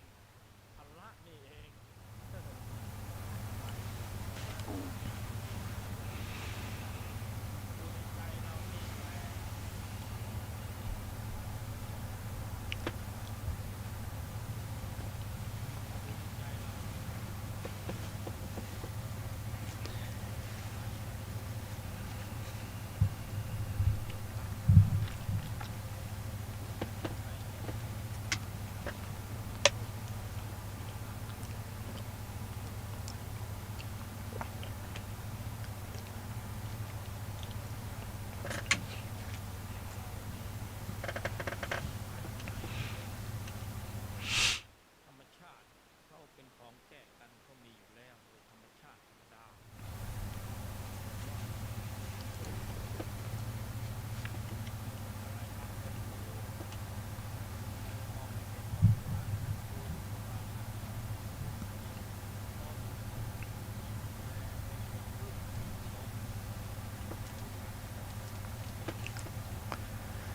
กรรมมนุษย์หยุดไม่ได้นะไปตามกฎต้องรันทด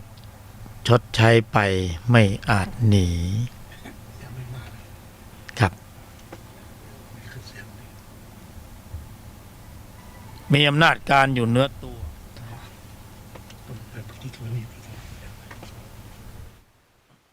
เพราะเขาเห็นแสงสว่างเวลามันเจอแสงสว่างมันหายไปเองหายหัวไปเลย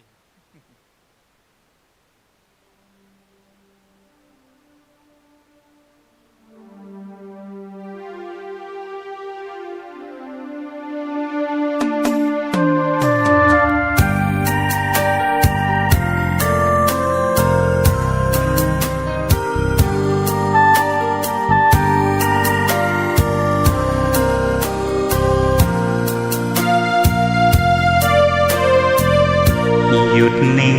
เย็นในไม่มีโต้ตอบสอบผ่านสบายฝึกจิตภายในได้มรรคคงธรรมสร้างสมบารมีมิให้ตกต่ำสภาวะธรรมส่องนำชีวิต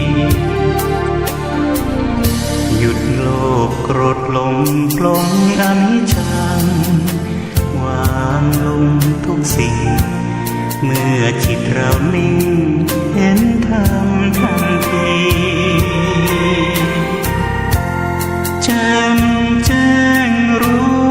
จริงพร้อมวิหารสี่จุดหมายเรามีอยู่ที่นิพพานทุรธรรมนำพ้นล้นด้วยปัญญายกธรรมเมตตานำพาสื่อสารสัจจะโยนิโสมนสิการองค์โพธิญาณประทานให้เรา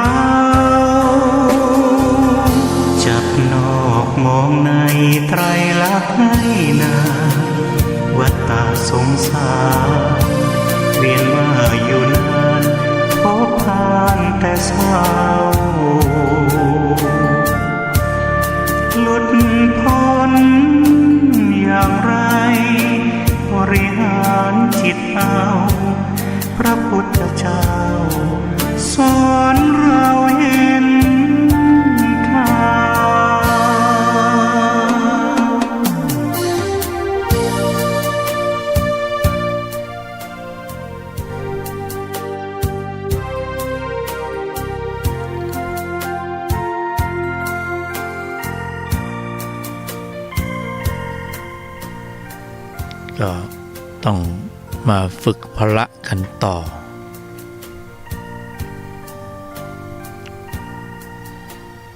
เดินหน้านะไม่มีถอยหลังฝึกพละอย่างเดียวนะเป้าหมายของใจ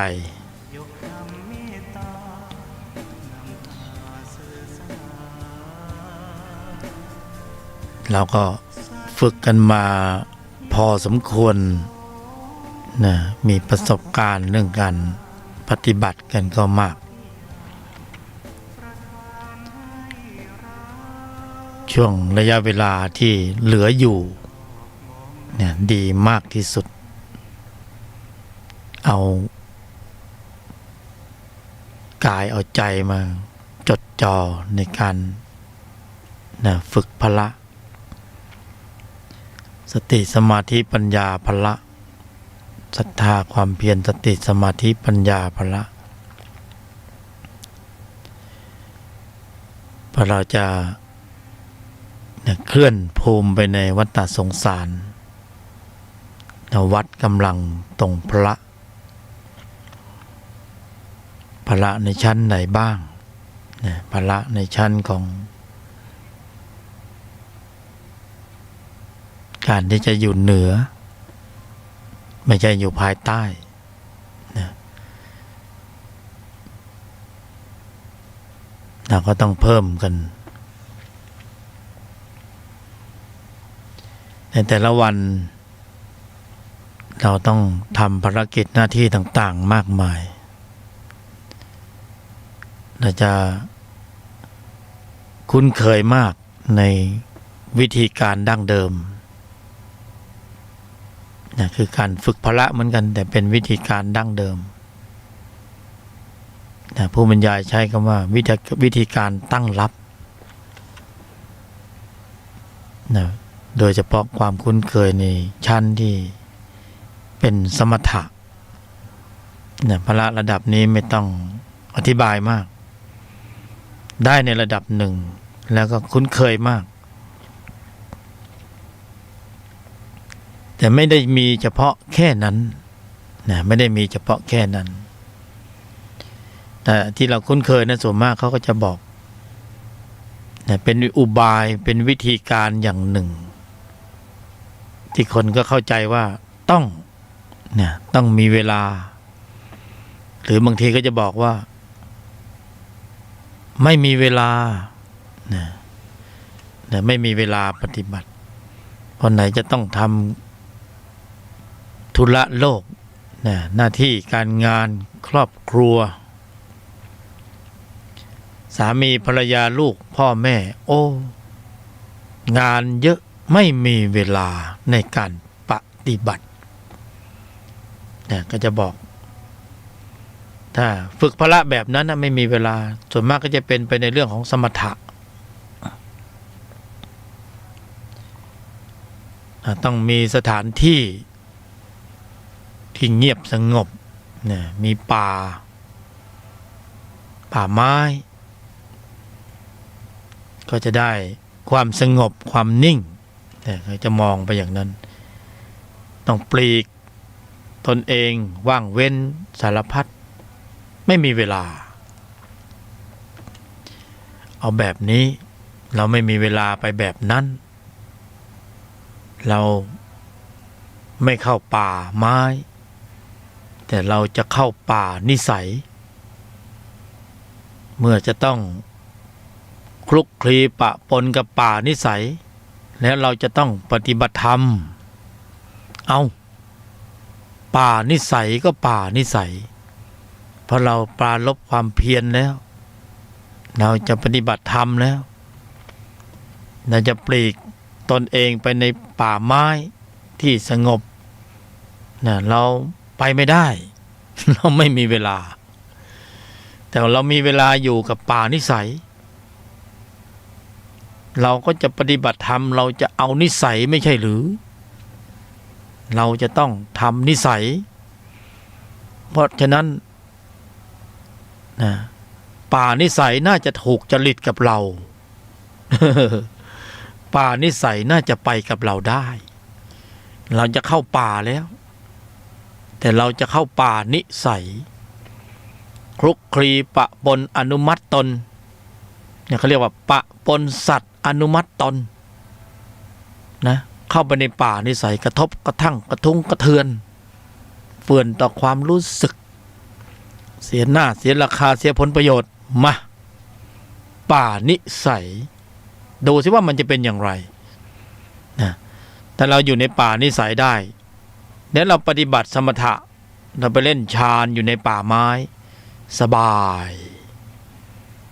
แต่ที่เคยอยู่ในป่าไม้ไปเล่นฌานแล้วมาเจอป่านิสัยเราชักจะแหย่งเหมือนกัน เพราะในป่าไม้ไม่มีแบบนี้พอมาเจอป่านิสัยก็คือเจอมนุษย์นี่เองเพราะฉะนั้นธรรมะปฏิบัติดีที่สุดเลยตรงที่มีมนุษย์นี่แหละ ที่มีป่านิสัยที่มีนิสัยโอ้โหอันหลากหลายทิ่มแทงนะฉกชิงวิ่งราวผลประโยชน์ป่านิสัยเผลอไม่ได้ ต้องใช้ความเท่าทันมันสูงไม่งั้นโดนมันหลอกกินนะเสียเงินเสียทองเสียฟอร์มเสียความรู้สึกนะต้นไม้ป่าไม้ไม่หวานล้อมเราด้วยถ้อยคำพูดอันหวานหูอันไพเราะเพราะพิงกระเป๋าหลุดแต่ป่านิสัยนี่มันหวานถ้าจะเราลิงหลับเลยก็คิดดูเราจะไปไหวจะไปสู้ได้ยังไงไม่เท่าทันหรอกก็ลิงยังหลับเลยลิงมันไม่ปกติไม่หลับมันหวานล้อมซะลิงหลับพอลิงอย่างเราหลับแล้วก็เสียตังค์นะเต้ โดนหลอกดีนะโดนหลอกขอบคุณมันเสียทำให้เราหายโง่ ให้เราฉลาดขึ้นเยอะเอาเราจะต้องเจอป่านิสัยนี่เองเพราะนั้นก็ต้องอยู่ในป่านิสัยนี่แหละนะเข้าไปอยู่ในป่าไม้นะที่สงบเราไม่มีเวลาไปอยู่ในป่านิสัยต้องทำภารกิจหน้าที่การงานต่างๆนี่ถ้าเดิมอยู่ในป่านิสัยเราบอกไม่มีเวลาป่าไม้เราบอกไม่มีเวลาแต่พอมาปฏิบัติในป่านิสัยเวลาไม่มี เวลามันจะหายไปคือปฏิบัติได้เลยไม่ต้องไม่มีเวลานะพออยู่ในป่านิสัยกำหนดนิ่งในไม่โต้ตอบ3 คำ 3 ประโยคเดียวแค่นี้เองเราจะปฏิบัติธรรมแล้วนะเรารู้มันต้องกระทบกระทั่งกระทุ้งกระเทือนแน่นะเราอยู่ในป่านิสัยเราจะนิ่งในไม่โต้ตอบ ทำโจทย์เดียวเสียผลประโยชน์แน่เสียความรู้สึกแน่ข้อสอบ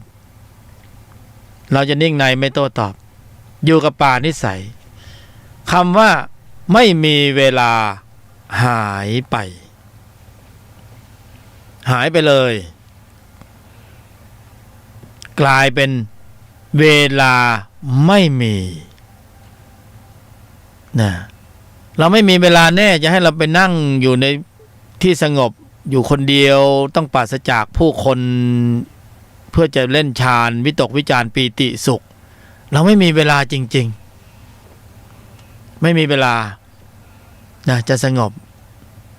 แต่เราต้องอยู่อย่างเนี้ยอยู่ในครอบครัวอยู่ในบ้านอยู่ในสังคมอยู่ในป่านิสัย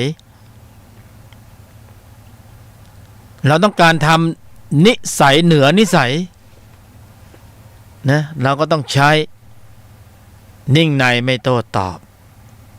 นะนิสัยเหนือนิสัยอยู่ในป่านิสัยนะไม่มีเวลาไม่พูดถึงแล้วเวลาไม่มีคือทำเวลาไหนได้ทั้งนั้นเลยเวลาไม่มีนะที่ปฏิบัติธรรมได้ดีที่สุดนะสะดวกสบายเวลาไม่มีคำว่าไม่มีเวลาไม่มีเวลาไม่มีเวลาหายไปปฏิบัติได้เลยทันทีในครอบครัวในสังคมปัจจุบันที่เราอยู่ตรงไหนตรงนั้นแหละคือสถานที่ปฏิบัติธรรมดีที่สุดนะทำเวลาไหนได้เวลานั้นเพราะเวลาไม่มีนะแต่ถ้าจะไปนั่งบำเพ็ญฌานเอาสงบเอานิ่งอันนั้นไม่มีเวลามาถึงตรงนี้เวลาไม่มีแต่โยนิโสมนสิการพร้อมสำหรับการรับกระทบทางทวารต่างๆในใจถือบรรทัดฐานไว้นิ่งในไม่โต้ตอบนะนิ่งในไม่โต้ตอบหรือเพิ่มปริมาณความเข้มข้นไปที่ระดับ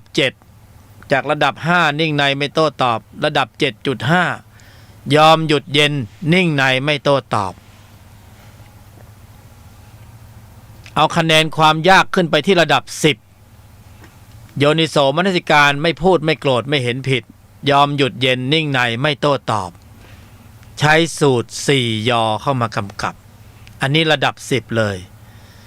โยนิโสมนสิการยอมหยุดเย็นนิ่งในไม่โต้ตอบ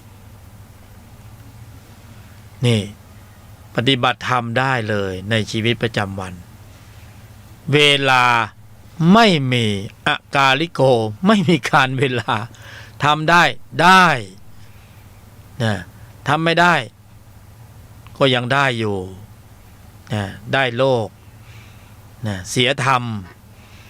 ทำได้ธรรมแต่ต้องยอมเสียผลประโยชน์โลกนะมีแต่ได้กับได้นะได้โลกเสียธรรมได้ธรรมต้องยอมเสียผลประโยชน์โลกเพราะไม่แลกด้วยความรู้สึกแล้วจะได้ความรู้สึกได้อย่างไรเราต้องเอาความรู้สึกไปแลกความรู้สึกนะความรู้สึกแบบโลกแบบมนุษย์ที่เราเคยชินเคยใช้นิสัยเก่านิสัยเดิมนะหยุดมันก็จะได้นิสัยใหม่นะ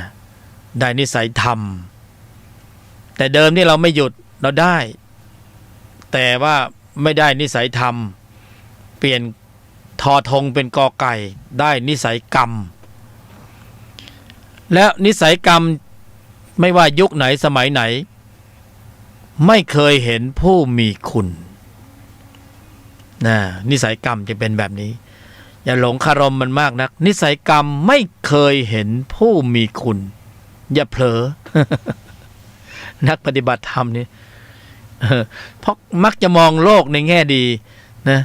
แต่เรามองโลกในแง่กลางๆนะเราไม่ใช่มองโลกในแง่ดีเกินไปมันก็มีร้ายๆอยู่บ้างเพราะอะไรเพราะศาสตร์สัพพัญญูนะท่านเตือนไว้แล้วว่านิสัยกรรม มีอะไรบ้างล่ะนะนิสัยกรรมกรรมที่เป็นอกุศลมองไม่เห็นหรอกว่านี่คือผู้มีคุณนี่คือพี่คือน้องคือพ่อคือแม่เห็นไหมเวลามันขึ้นเวลามันบ้าขึ้นเนี่ยนิสัยที่มันขึ้นไม่ใช่นิสัยของอริยะแต่เป็นนิสัยของนรกในคราบของคนเป็นมนุษย์นิสัยเปรตอสุรกายสัตว์เดรัจฉานในคราบของมนุษย์เพราะนั้นเรียกว่านิสัยกรรมเพราะพวกนี้ยังมีวันเวลาที่จะต้อง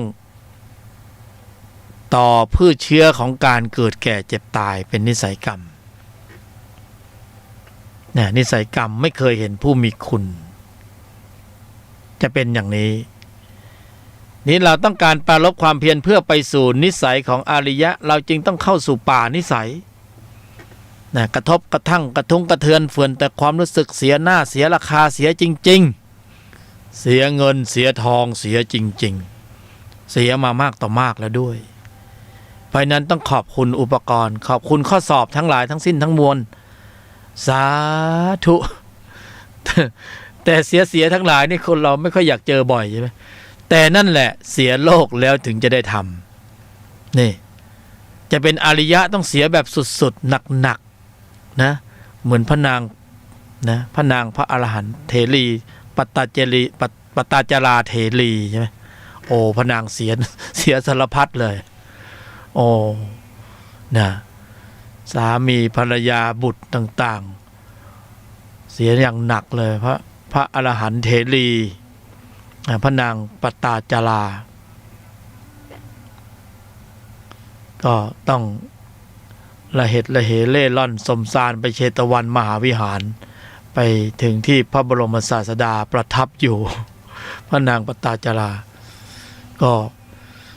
บรรลุเป็นพระอรหันต์เถรีเสียโลกแล้วได้ธรรมโอ้ยนะพวกเราก็ไม่เคยอยากเจอข้อสอบแบบนี้นะเพราะมันโอ้โหพระเจ้านะต้องไปอ่านพระประวัติของพระนางปตาจาราเถรี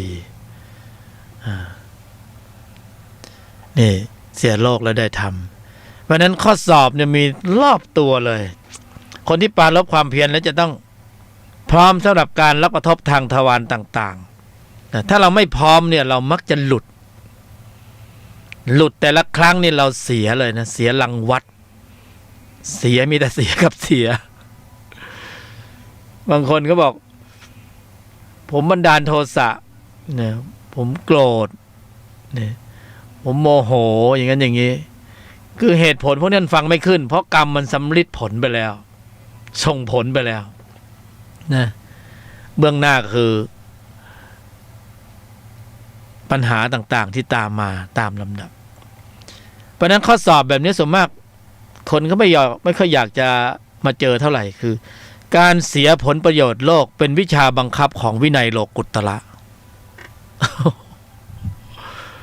เสียหน้าเสียราคาเสียผลประโยชน์เสียความรู้สึกเสียเกียรติเสียฟอร์มเป็นวิชาบังคับนะเอาวัดวิชาบังคับจริงๆอ่ะ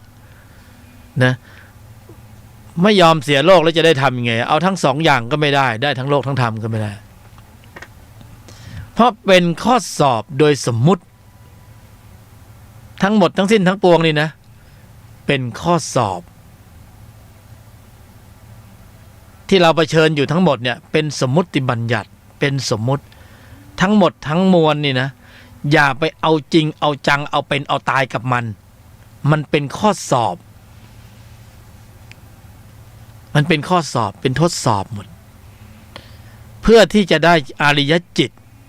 เขาไม่สนว่าโลกเป็นยังไงแต่ว่าต้องการให้ได้อาริยจิตเพราะฉะนั้นทุกอย่างเป็นข้อสอบหมดเลยบางคนนี่อินเข้าไปในชีวิตจนโอ้โหหนักหน่วงจนเกินไปอย่าไปอินจนเกินไปเผื่อใจไว้บ้างเหมือนรักใครสักคนก็ต้องเผื่อไว้บ้าง นะดอกไม้มันสวยนี่เราจะไปห้ามให้แมลงตัวอื่นมันมาตอมไม่ได้นะมันเป็นอย่างนี้แบ่งกันไปเผื่อใช้ไว้บ้าง นะเสียผลประโยชน์โลกบางคนมันเอาเป็นเอาตายจนเกินไปแล้วคุณจะไปพีชีพเพื่ออย่างนั้นทำไม คุณต้องพลีชีพเพื่อธรรมะ อันนี้นี่ท่านจะสรรเสริญว่าอริยะจริงๆนะนี่เพราะนั้นทำยังไงดีนะกำหนดในแต่ละวันเนี่ยกำหนดให้ได้มาซึ่งอริยจิตเก็บเกี่ยวอริยจิตเก็บทุกบุญอริยจิตจะเกิดก็ต่อเมื่อเราสามารถควบคุมระบบแสดงออกได้เรากำหนดเนี่ยเราปฏิบัติธรรมเนี่ยเรากำหนดไม่รู้จะกำหนดอะไรสารพัดกำหนดเยอะแยะซะจนเราจำไม่ได้เวลากำหนดอะไรมาบ้างนะ30-40 ปีที่แล้วมาเนี่ยเราผ่านกระบวนการในการเจริญอบรมศึกษาปฏิบัติธรรมมาเนี่ยเรากำหนดไม่รู้จะกำหนดสารพัดกำหนดนะวันนี้มาถึงการกำหนดเพื่อควบคุมระบบแสดงออกให้อยู่ในกรอบนี้อย่าออกนอกกรอบถ้าอยู่ในกรอบนี้สายตรงเข้าสู่กระบวนการของจิตที่มีองค์ประกอบด้วยกุศลในระดับชั้นของมรรคส่งผลให้พละห้าเนี่ยขับเคลื่อนกำลังได้อย่างเต็มสูบก็คือมี6สูบก็ทั้ง6สูบ4สูบก็ทั้ง4สูบติดเทอร์โบอีกต่างหากเอา กำหนดควบคุมการแสดงออกให้ได้ก่อนที่จะมีการกระทบสัมผัสทางทวารต่างๆก่อนสัมผัสขณะสัมผัสภายหลังจากสัมผัสส่งผลให้เกิดการขับเคลื่อนกำลังจิตที่มีองค์ประกอบด้วยกุศลในระดับชั้นของมรรคตนที่ขับเคลื่อนในชั้นนี้ก็คือตนศรัทธาความเพียรสติสมาธิปัญญาเป็นแรงขับเต็มกำลังนะทุกสูบเลยเนี่ยเราควบคุมการแสดงออกได้เราจะรู้สึกว่าโอ้โหวิตกวิจารปีติเนี่ย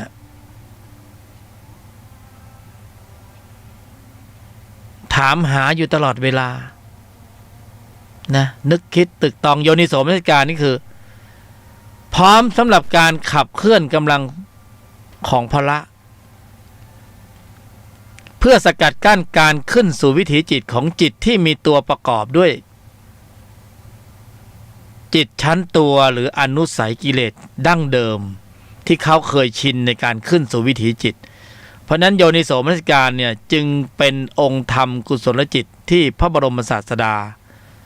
ทรงสรรเสริญไว้เป็นอย่างดีในหลายที่หลายแห่งที่เสด็จไปโปรดเวนยสัตว์องค์ธรรมกุศลจิตที่มีอุปการะมากที่สุดของที่สุดไม่มีที่สุดไหนๆเท่าโยนิโสมนสิการถึงการควบคุมระบบการแสดงออกส่งผลให้พละโตเร็วเมื่อพละโตก็ระบบภูมิต้านทานทางใจก็แข็งแกร่งแข็งแรงการขับเคลื่อนกำลังของจิตชั้นตัวได้แก่ตัวโทสะก็เริ่มกระด้างกระเดื่องขึ้นไม่เป็นท่าแล้วนะขึ้นได้อยู่ถ้ามีกำลังมากความเข้มข้นเดิมแต่ก็ขึ้นได้แป๊บหนึ่งล่วงเลยและต่อไปความรวดเร็วของพละนั้นจะไม่เปิดโอกาสให้จิตที่มีตัวประกอบด้วยอกุศลเหล่านั้นขึ้นสู่วิถีจิตเลยเวลามีการกระทบสัมผัสทางทวารต่างๆผัสสะเวทนา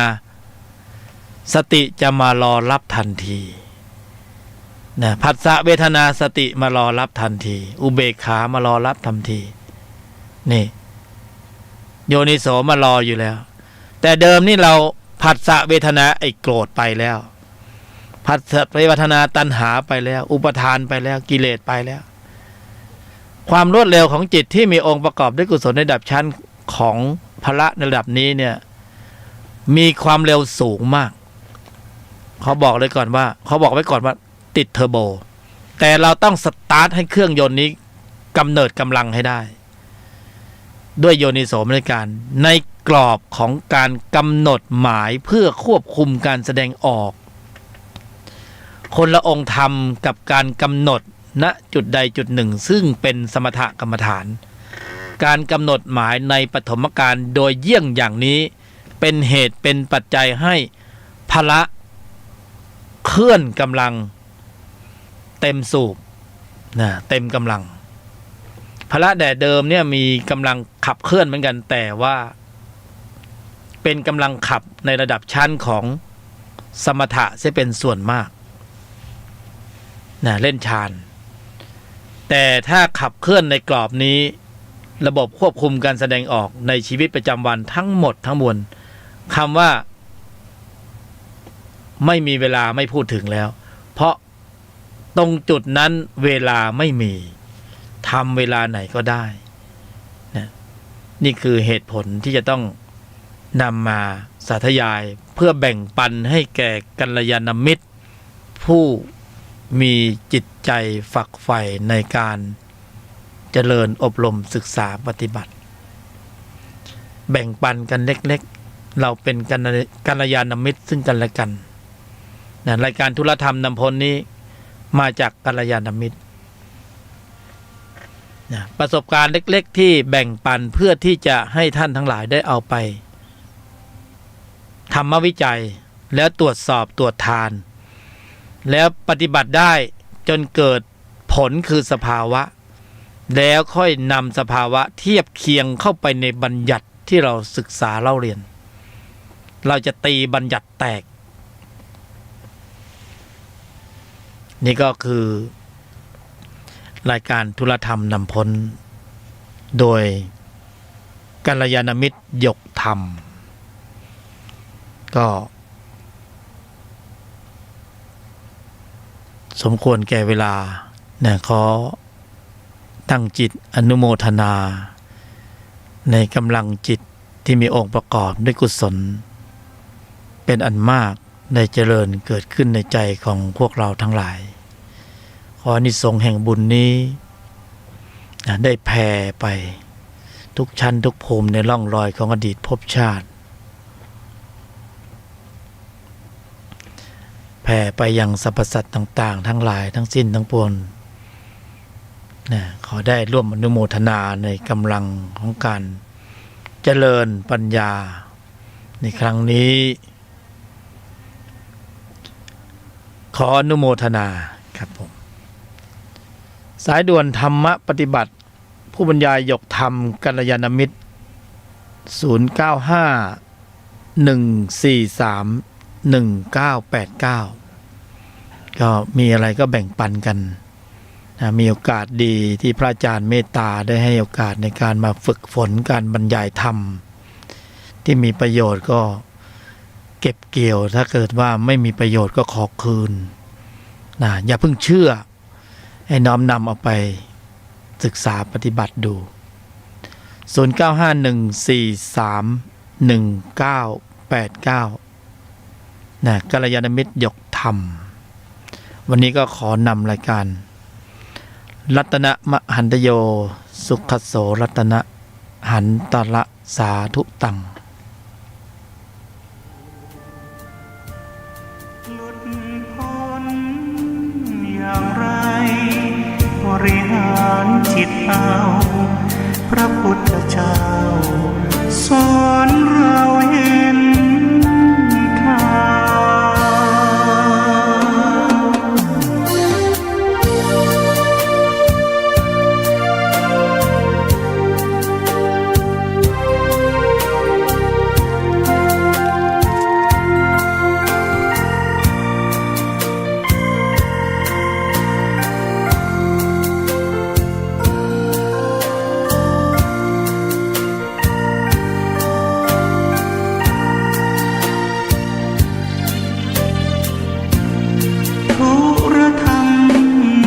ทล้นด้วยปัญญายกธรรมเมตตานำพาสื่อสารสัจจะโยนิโสมนสิการองค์โพธิญาณประทาน